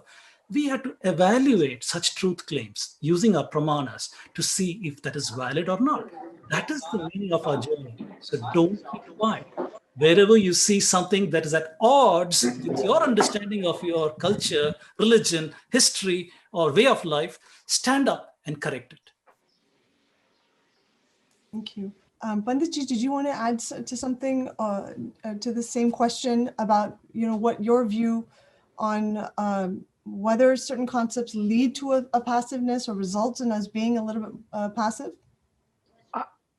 I must confess that I do not believe a human attitude or lifestyle is built upon any religious tradition. It's a human tendency. We choose to be passive or not passive because it's convenient or it's not inconvenient. But our dharma, agreeing with Dr. Vedam, declares clearly, stand up and fight. Not literally, pugilistically, but firmly represent your cause, defend the truth, defend the dharma. It is our duty to do this. And it doesn't matter who we are, what state of society we are, we all have that responsibility because we are all either parent, child, mother, father, brother, sister, friend, and relative. In each of those capacities, we have a right and a responsibility and our duty to defend whatever unrighteousness is there. So I'm saying that we accept or we adapt or we allow ourselves, just like the colonials labeled us, we can accept this label of we are passive. Oh yes, we don't. And the current situation in the world is whereby, if you look at the diaspora here in Canada or in the United States, where we have maybe people who are of the same religion from all over the world, gather in one society, and we are all promoting our traditions. We as Hindus, in the school, we do not ask for any special things. in the place of a public, we do not demand anything. One of the politicians in Canada, I will not mention his name, had a meeting with the Hindu community and made a statement. He says, you folks are very low overhead. There was a moment of pause. What do you mean? Well, what he was doing is complimenting us. We don't complain about anything. He doesn't have to wake up and listen to 100 emails or people protesting against the government and saying they're Hindus. No, we don't do that. But we must stand up for our rights. The reason we are not standing up is because I pointed out our young people, or those who are in the position to do that, are not confident enough to call themselves, I'm proud of a Hindu, but okay, the conversionist person comes up and tells them, so you have so many gods, blah, blah, blah, blah, blah. And they can't even argue with it. And the easiest thing is, okay, I'm going to give in. You got it. You win the day. I'm moving on. You're right. We don't have enough background information to argue our case. And that's it. And that's why we proceed as being passive. So thank you. Thank you both, Dr. Vedamji and Vanditji. Vindhya, Rick, if you guys want to jump in at any point, I have certain questions I'm going to direct to certain panelists, but anybody can jump in at any time. So the second question I have actually, I know both, Vindhya, you had said you worked for a Jewish refugee. I mean, they were mostly Jewish, and Panditji has been a part of the interfaith. So I'm going to start with Vindhya, I know you said that as parents have done a good job, or they have been kind of educating, but our history shows that we were ruled for more than 1,000 years by foreigners in some of the most barbaric and horrific ways. But yet our second generation hardly knows those details. On the other hand, the Jewish community suffered immensely at the hands of the Nazis during World War II, and the emotions and the details from a lot of my Jewish friends are intimately shared with their kids. What are your thoughts, having interacted with the Jewish community? What are your thoughts on what they are doing right, and maybe what we're doing wrong, or where the disconnect is, basically? So Vindhya, why don't we start with you? Sure. So before I start, I want to say that I certainly don't mean to make any sort of conclusive statements or anything on how we've been, parenting. And I know that it is in large part, I am hugely where I am today because I had very informed and engaged parents who did teach me a lot about history. And I grew up watching, the entirety of the Mahabharata, the B.R. Chopra series. And I had a lot of fun conversations with my father. But I think there's a few places where I see some key differences. The first part, honestly, is just we have to look at social and historical context, right? Jewish people, and I'm speaking purely from just my experience and sort of what I've seen in my interactions with folks at Highest, but the Jewish history in the United States goes back quite farther than our sort of wave of migration to the United States. And because I think there is a huge focus. I think there's a huge focus on sort of centralized community support, a centralized place of worship, which of course we see kind of pervasive in Abrahamic faiths. And when you have that kind of model, I think it becomes easier to have focused debate, focused discussion, and focused transmission of history. In our community, in sort of not just the Indian Hindu community, but just the Hindu diaspora globally, right? We're very diverse.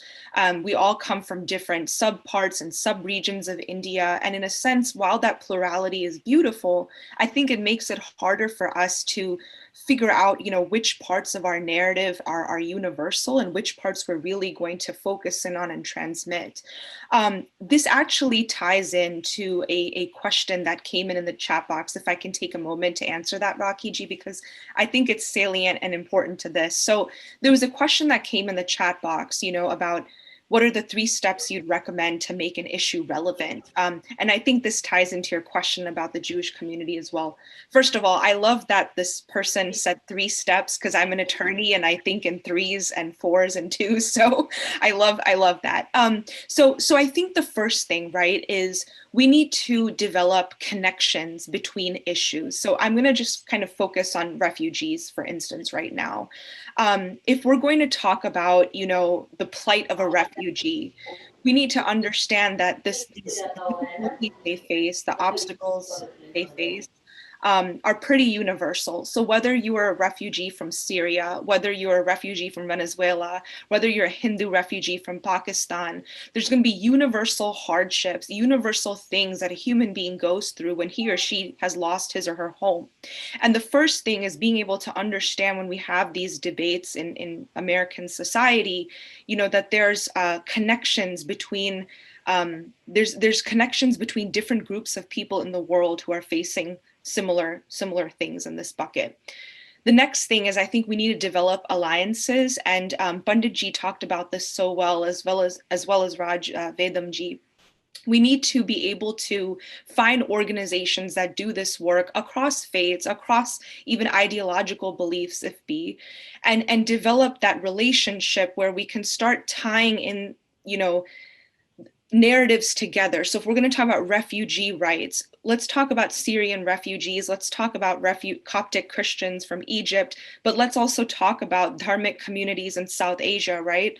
For instance, Coptic Christian populations in Egypt and dharmic communities in Afghanistan are both facing persecution on the basis of religion. So I think that issue connection and alliances is really key. And then what I've seen the Jewish community do so well is they've been able to elevate these issues to the front and center. One reason why we're lacking in knowledge, why our youth, I think, doesn't have a clear idea of history at times, is because these issues haven't been elevated to mainstream discourse. Where on the news, where on social media, right, are you seeing a George Clooney or like other celebrity endorsing the rights of Hindu refugees? Where are you seeing it covered on CNN or any other sort of even you know, mainstream print outlet? It's so rare. And I think if we can focus on having front-facing debate by aligning ourselves with groups across religions, across ethnicities that are doing this work, it helps to shed some light and publicity and fame in that issue. And once you actually do that, I think something becomes more relevant to someone, and it helps us keep hold of that narrative and then be able to transmit it across generations. Without that front-facing dialogue, without those connections and relationships, I think we'd have different competing narratives, and it becomes hard to synthesize that together into a transmittable story. If you look at the Jewish community, there's very much a Jewish story, right? The story of Passover. I've seen, you know, when I was at Highest, there was these staff gatherings where we would frequently recite these amazing stories of overcoming adversity, and they would stem from, you know, the Torah and the Old Testament. I think by virtue of being a pluralistic faith that's not centralized around one book or one scripture or one house of worship, that it's a little more challenging for us to do that. But one way I see we can make up for it is by taking a hot button civic or political issue and making sure our narrative latches onto that issue as well. Bandiji, did you want to say anything on this particular topic? You're sorry, you're mute. I'm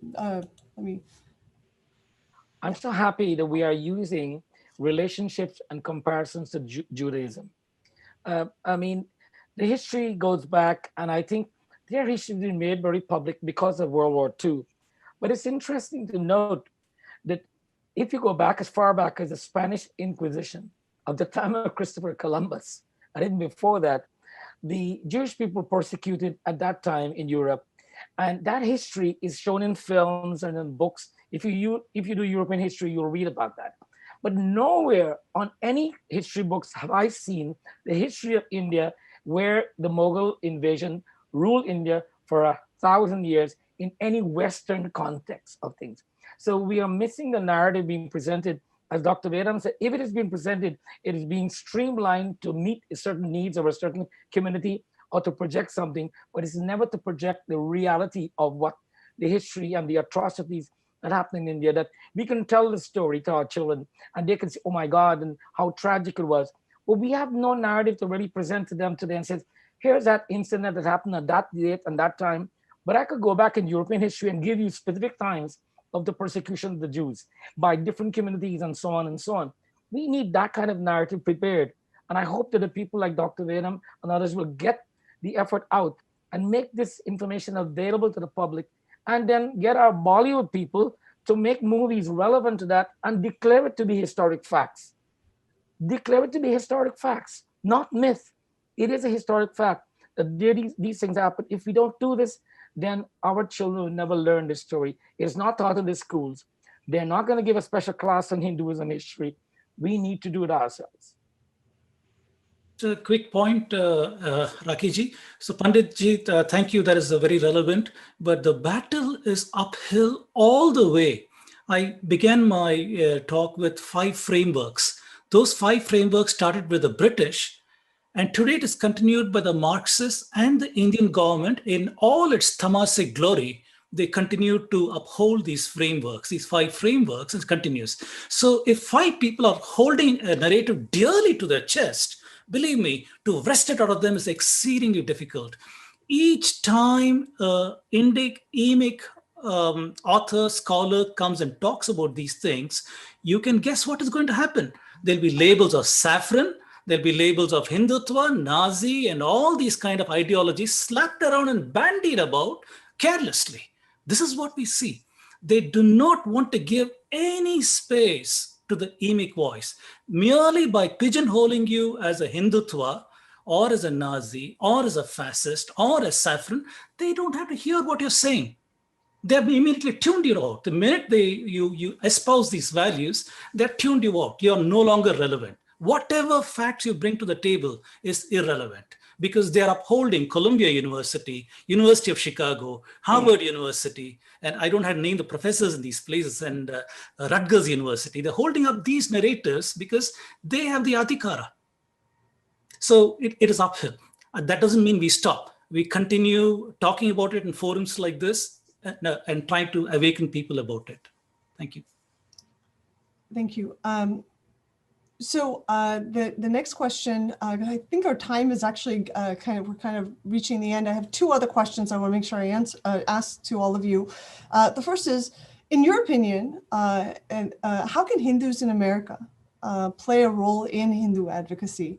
What do you feel we can do better as a community to make our voices heard in mainstream advocacy especially around issues dealing with racism and discrimination, refugee and asylum and things like that? So I'll open it up. Whoever wants to. How can Hindus in America play a role in Hindu advocacy? Well, I'll go ahead and start on this one, Rocky. Sure.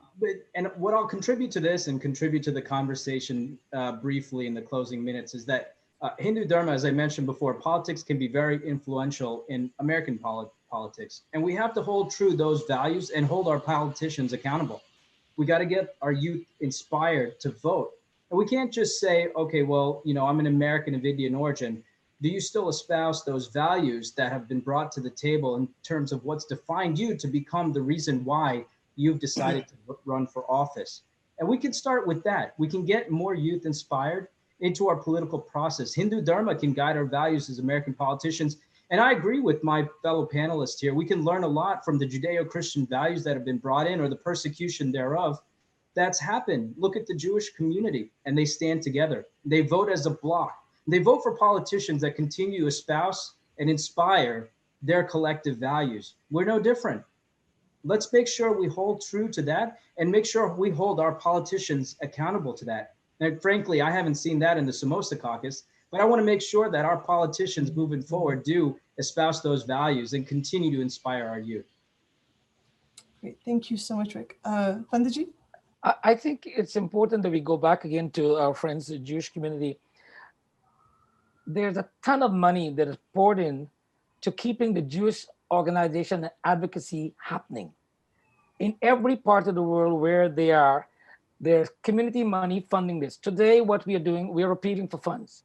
This organization is a great beginning, but it cannot exist if it's just a bunch of volunteers. It needs to have paid and professional infrastructure to stand there every day, every minute, to filter and to respond constantly, to advocate and to demand and to promote and to continue to educate. But it has to be an infrastructure built. We do not put our money into these things. We need to get our Hindu communities, the business people, to make sure they commit dollars to this, because It's important for us. We are quite happy to say, look, I'm making money, I'll give a little donation to the mandir and so on, but we need to give dollars to protect Hinduism and to promote Hinduism, and will give us a lobby positions in the right place at the right time in the different bureaucracies of levels of government. If you're not there at the right time and the right place for the right people, we don't get recognized. We need the financial support of our community. And we can't just take it casually and access small dollars. We have to get, the budget that you showed here is a child's play. That is nothing to support an organization of what you're talking about. I'm sure the young lady, Vidya, if you investigate where you're working with the Jewish community, their budget is massive. And it doesn't come from the government. It comes from the community. We need to do the same thing. And I cannot say this, I cannot overemphasize this. We Hindus need to take out of our pocket and support these causes. Yeah, I would just add on to say that from what I've seen personally, I think there's so many wonderful organizations, working to fix this and doing tireless work every day, usually with volunteers to address this. But there's really a lack of proper educational materials and a lack of information out there about our history, right? We have a rich and ancient history. And when I say history, I know it's a loaded term. We can talk about, today I sort of picked one issue to focus on, which was like dharmic minorities in South Asia. But there's so many aspects about our culture, our history. I know in the wake of BLM, I got a lot of young Hindu Americans asking me about my thoughts on the caste system. There's so much about that. There's so much out there that we don't learn in high school. We don't learn in college. There's so much information to be still kind of filled up and explained about how British colonialism had really destroyed our sense of confidence. And I'm sure Dr. Vedamji is an invaluable resource that can be one of those key figures to bridge those gaps. But I think this is so important because what I've noticed is, we're now working with a generation and with an era of social media and technology. And sadly, there's this enormous soft power that social media has to just transmit information like that. People use their platforms and people don't always use them wisely, right? Just to share like a very personal anecdote, in the wake of sort of all this talk around casteism and colorism, one of my best friends, who is Tamil American, born and raised here, her family comes from the Dalit community in India. And they are proud Hindus. They are very proud Hindus. We had a very honest discussion about the very real discrimination that her village and her family has faced in India. So no one is denying that we have some issues we do need to address in our culture and society. We do need to have, I think, these transparent, open dialogues with our kids who are asking us these questions at the dinner table. But at the same time, we need to be willing to invest into education and into that front-facing, again, PR and education that brings our perspective to the table. My friend personally felt like a lot of this rhetoric was disenfranchising Dalit Hindus, proud Dalit Hindus who find their identity and faith in Hinduism, right?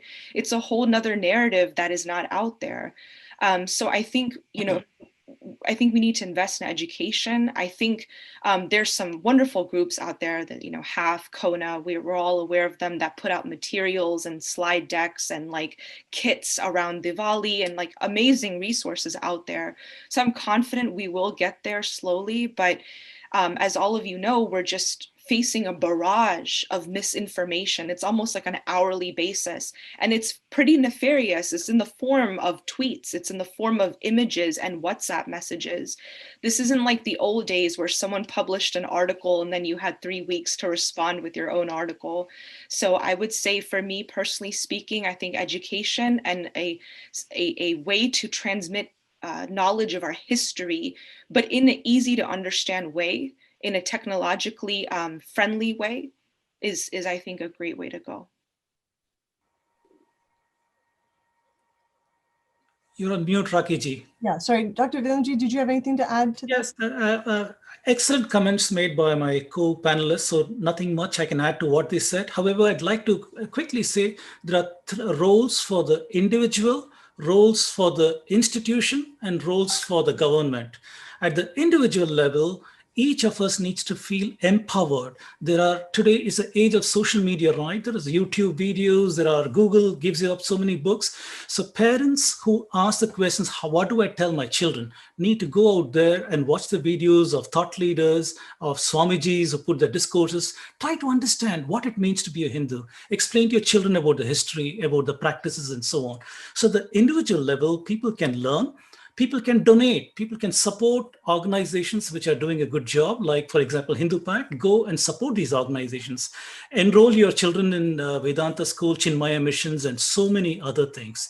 Each one be an advocate and an ambassador for Hinduism. Wherever you see that there is a problem in the narrative, stand up and correct it. So you can be an advocate just with your practices, the way you live your life and so on. At the institutional level, people, big groups like Ramakrishna Mission, Chinmaya Mission, and so on and so forth, many of them are there, including newspapers, magazines, all aligned towards Hinduism. Let them take up these causes, organize conferences, support scholars, make sure that a certain narrative gets heard over there, and make sure these things happen.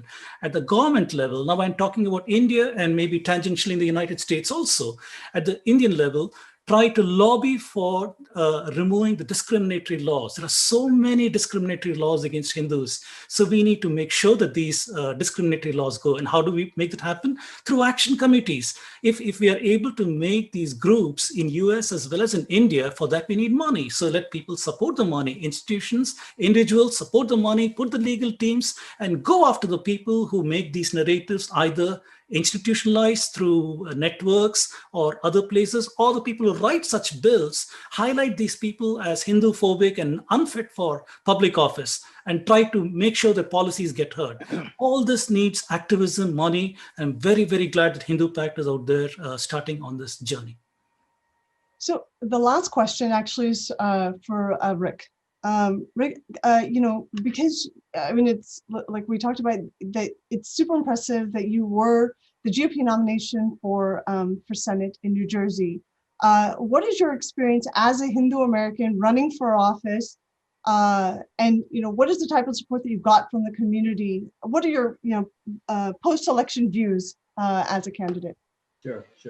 Well, first of all, I'll tell you, Rocky, thanks. My political career just started. And this is just the beginning, not the end. And I'll tell you, the community involvement and the community spirit was tremendous for me to achieve as many votes as I did. But I think we can do better. One thing I'll say, as a Republican, we've continued to break glass ceilings. They continue to paint the Republican Party as one of a party of old white men.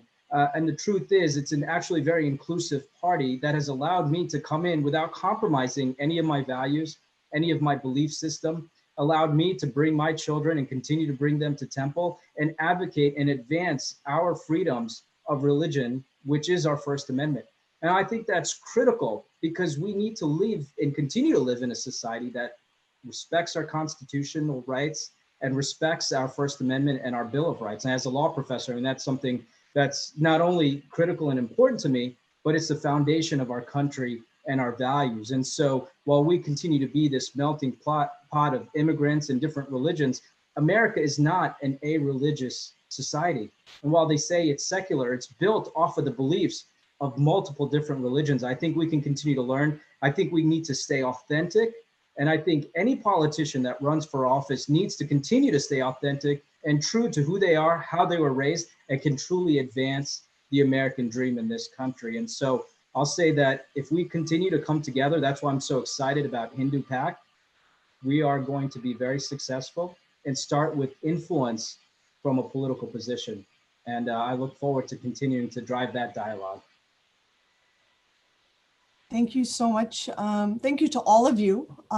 It was a wonderful discussion. I mean, it's pretty clear that we have a lot of work to do as a community to support not only our kids, but to get involved in the media and the articles and their narratives and politics, right? And so it's for that reason I thank you, Rick, that that you stood up and you you got involved.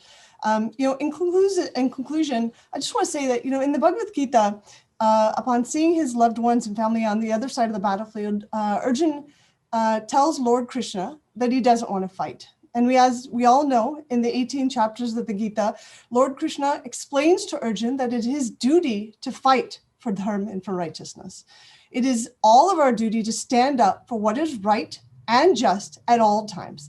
When my brothers and sisters were younger, my father used to tell us this one saying, "Khud hi ko kar itna buland ki har takdir se pehle Khuda bande se puche, bata teri raza kya hai?" Which means that, make yourself so strong that before destiny is decided, God asks you, what do you want? You tell me, what do you want? And the Hindu community has the financial strength to move mountains. We have the intelligence to do anything, but we have failed as a community to build up the political strength or be involved in the spheres of influence that actually create positive change, not only for ourselves, but for the entire world. We need to start focusing on building that strength. And it has been actually said, it's been said by many people that financial strength without political strength is suicide. Ask the Jewish community, they learned this lesson the hard way, and they changed. And now they are one of the most politically connected communities in the United States. As Swami Vivekananda had said, arise, awake, and stop not till the goal is reached. I hope that everyone watching will understand that it is time that we stand up, that we, as Utsav said, that we demand a seat at the table, not only for ourselves, but for the second generation and for the betterment of the entire community. With that, thank you very much. Thank you to all the panelists for all that you did and for all that you have shared with us. And I hope everyone enjoyed that. Thank you. Namaste. Namaste. Namaste. Thank you. Thank you, Rakiji. That was an amazing panel. All the speakers were incredible and so much food for thought moving forward. We do have our work cut out for us and our hands full, so to speak. My second last speaker that I would like to call for this evening is Vishaka Mainakji. Vishaka Mainak is an entrepreneur in the healthcare arena and a clinical registered nurse. She's a longtime volunteer for Ekal Vidyalaya, currently serving as the Midwest Regional President. She has organized and led many charitable concerts, Seva for the homeless, and delivered fresh meals to the homeless, especially during the pandemic. Her passion for Hindu samskaras and the way of life has led her to get involved in advocacy and promotion of Hindu Dharma, and therefore to play an active role in the Hindu Pact. So I present to you Vishaka Mainakji.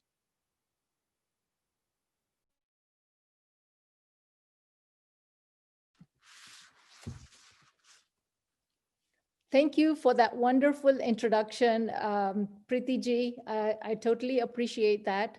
And what a wonderful, invigorating panel discussion that was. I am totally amazed and very relatable. Everything was so relatable. I completely forgot what I was going to say now. But, namaskar to everyone who's watching and who is listening to us.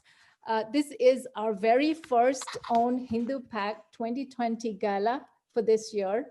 And as you heard, we are an advocacy group to bring Hindus to the forefront of American politics. Since everything is covered, I just wanted to tell you a little bit about myself and how I got here. I was actually born in Africa and I grew up in England, and then I got married and my husband's from America. So I have been living in America for 28 years.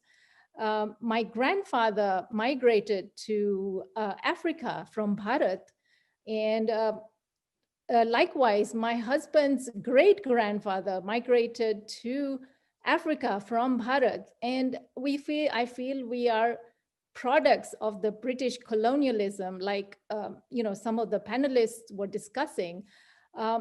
Growing up in England, there was no education on our history. All we learned about was British history. And coming here and getting more involved, I started reading up on our history and I got a little bit of knowledge. But, sustaining my grandparents, my parents, and my husband's family also, the sustaining factor was that we were Hindus. The Hindu values and the Hindu way of life really sustained them throughout those dark ages. And, they prospered after.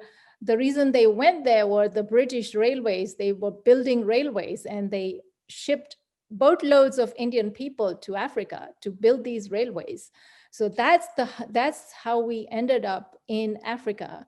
And there are many, many, many Indians in Africa. As you know, there was an exodus in Uganda in 1972. That's the reason a lot of the Indians ended up in the Western world. So, there is a lot of history. We have spanned 3 continents, but we have prevailed because of our Hindu values and our Hindu way of life. So that is amazing. And it is very sad to see this happening. We have not had any issues of ourselves identifying as Hindus. In all these years of struggle and the bringing up and the challenges and the changes that the families went through, we never ever questioned our identity. But here I feel, there is a struggle with the Hindu identity. And I find that the youth today are finding it very challenging. They are conflicted between 2 cultures, and Hindu identity has become a bit of an issue. So it is time that we need to educate our youth, our children, and advocate for our youth in order to bring Hindu ethos and dharmic values of unity and diversity to the forefront. So in order to kickstart this effort, as Panditji mentioned in his one of his speeches, we need funds. Funds are needed. And that is one of the objectives of today's gala, is to raise some funds for our vision and our mission. So I urge you all, please donate to this cause. And it is a vital and essential cause in order to sustain and benefit the future of our Hindu Americans here. You can donate electronically via the link hindupact.org, and there is a donate button there, or you can even send a check to the corporate offices. The address is on the website, hindupact.org. Your donations are tax deductible. We are a nonprofit organization, and you can be rest assured that every penny of your donations will be accounted for. So please, please donate to this wonderful and essential cause. Again, I'm saying that no amount is too small or too large. And I thank you in advance for your donations. Namaskar. Namaskar, Dhanyavad. Thank you so much for that, Vishaka ji. And now our final speaker, I have introduced him to all of you earlier, but he's going to come on, Utsav Chakrabarti ji, and I think he wanted to share what he had prepared earlier. And I'm sure it's going to be very, very exciting. So Utsav ji, the floor is yours. Thank you.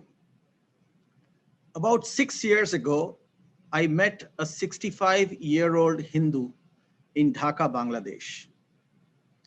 He had taken a bus and traveled 9 hours to meet 2 Hindu leaders who had traveled all the way from Washington, DC.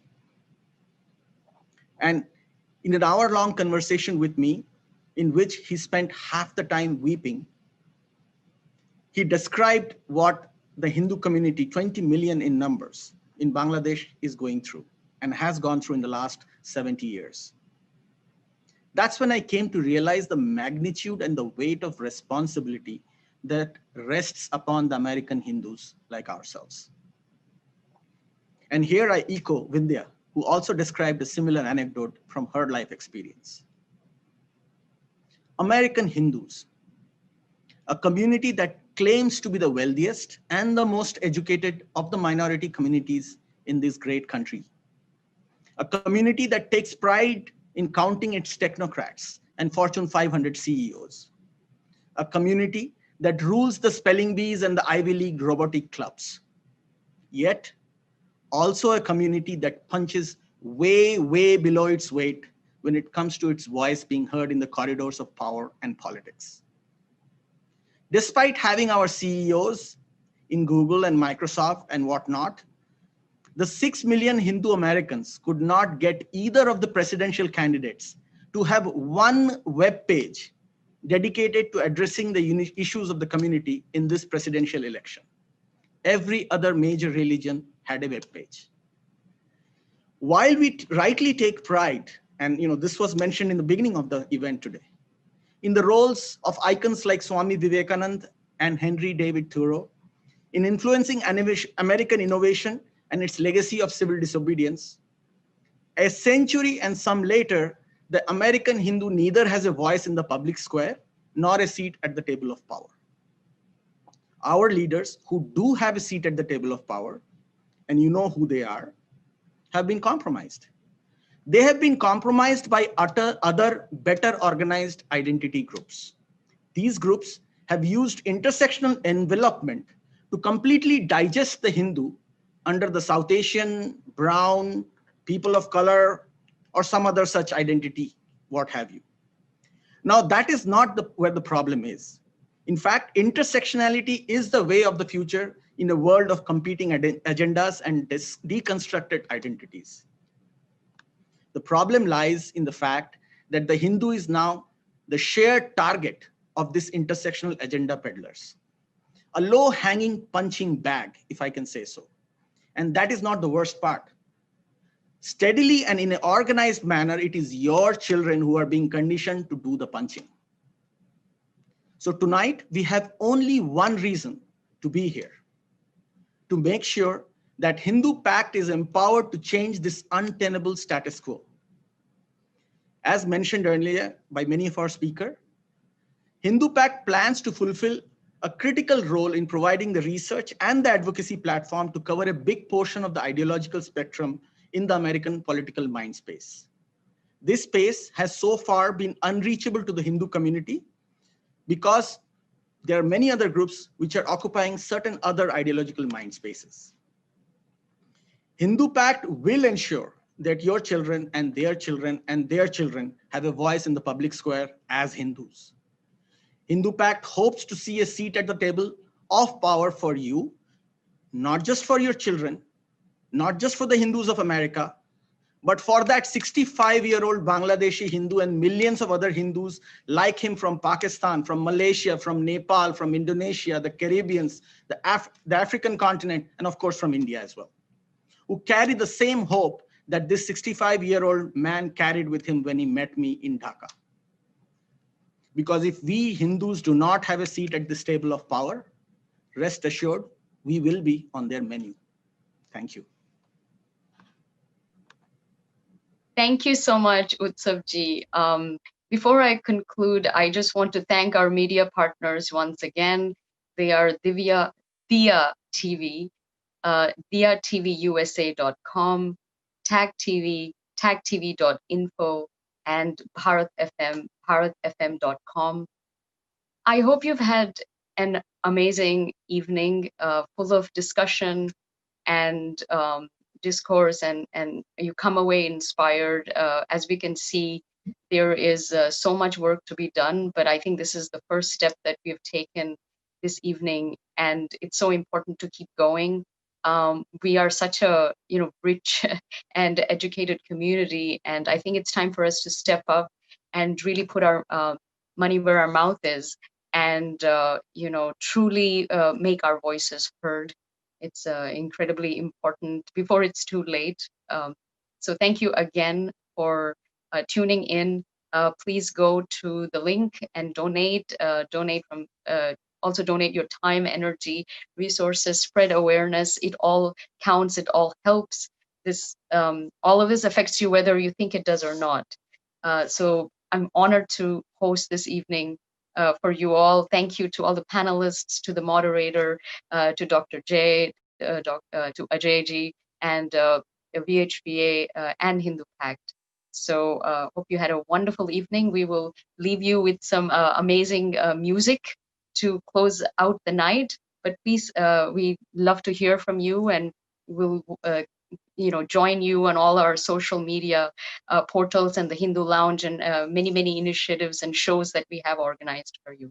So have a wonderful and safe evening. Dhanyavad. Thank you.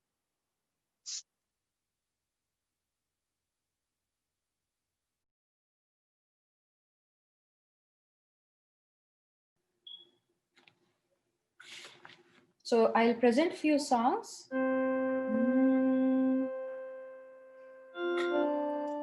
पलक बुहारू आगरो राणी सा पधरा घूमर रमवाणी आप पधारो सा आओ जी आओ घूमरडी खिलबाने पधारो सा घूमरडी खिलबान बलम थारो गुरर गुरर गुरराव आज मारो जीवड़ो घणो हिचकावे ओ घबरावे मन में भावे मारो बदलो भक्त मन भावे चमक चम बाजे बाइल बाजे बाइसा खेले चमक चमक घुंघरा बाजे आओ सा घूमरडी खिलबाने आओ सा घूमरडी खिलबाने कनक प्रीत के सर पे ओढ़ कर घूमर घूमर घूमे हाँ घूमर घूमर घूमे हो नल करीत सब जग के छोड़ कर घूमर घूमर घूमे भर के भोला वाले ठाट घूमर घूमर घूमर घूमर घूमर घूमे रे घूमर घूमर घूमर वैसा घूमर घूमे रे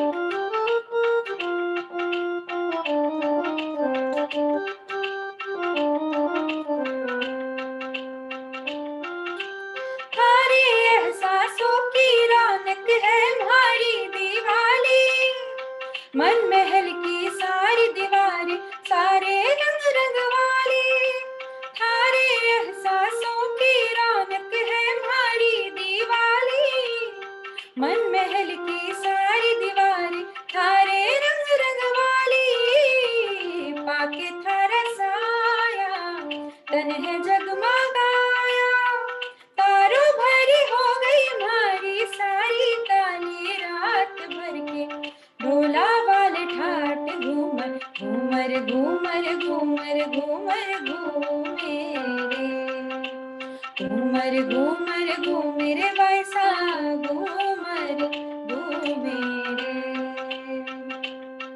हो हमारी सारी काया बोले ढोला जी की छाया ओले मन का घूमर जब भी डोले सूनेपन में बेला फड़के ढोला वाले ठाट घूमर घूमर घूमर घूमर घूमर घूमे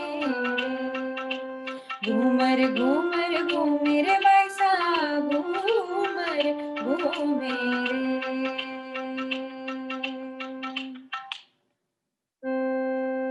And the last song for tonight is the song that I have sung in Bajirao Mastani, which is Albela Sajan. And the fun part is that I also got to sing the Telugu version of this song. So I'm a Maharashtrian, but there was an instructor who taught us Telugu. So please, the people who speak Telugu, please forgive me if I make any mistakes in the pronunciation. But what I'm going to do is I'm going to sing the first antara in Hindi and the second one in Telugu. Okay. So just a moment.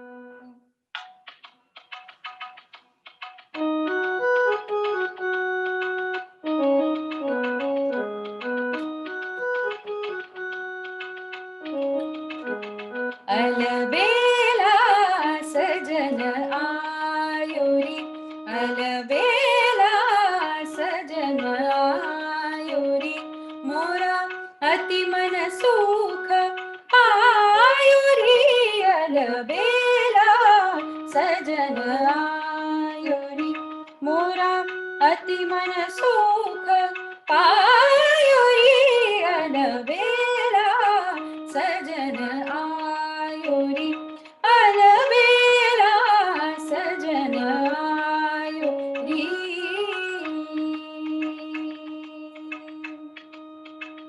सारे ग सारे पा सारे ग सारे दा सारे ग सारे नी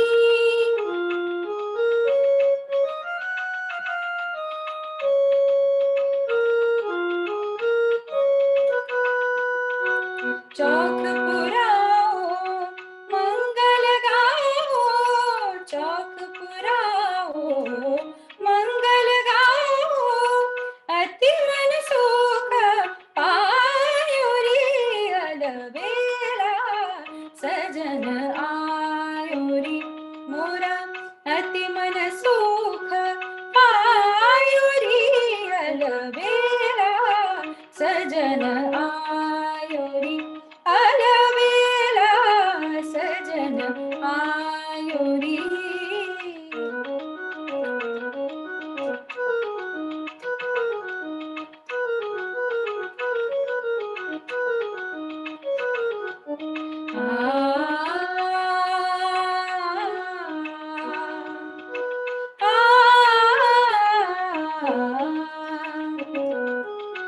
नित्य विजयतकु भाग्य विधातकु नित्य विजयतकु भाग्य विधातकु गगनमि कीर्ति पताका साटी पोटी लेने लेरू यंदका जय भेरी विजय गीतिका जय भेरी विजय गीतिका प्रिय स्वागत मन्नदि वेणुकाल बेला सजन आयोरी मोरा अति मन सुख पायोरी अलबेला सजन आयोरी अलबेला सजन आयोरी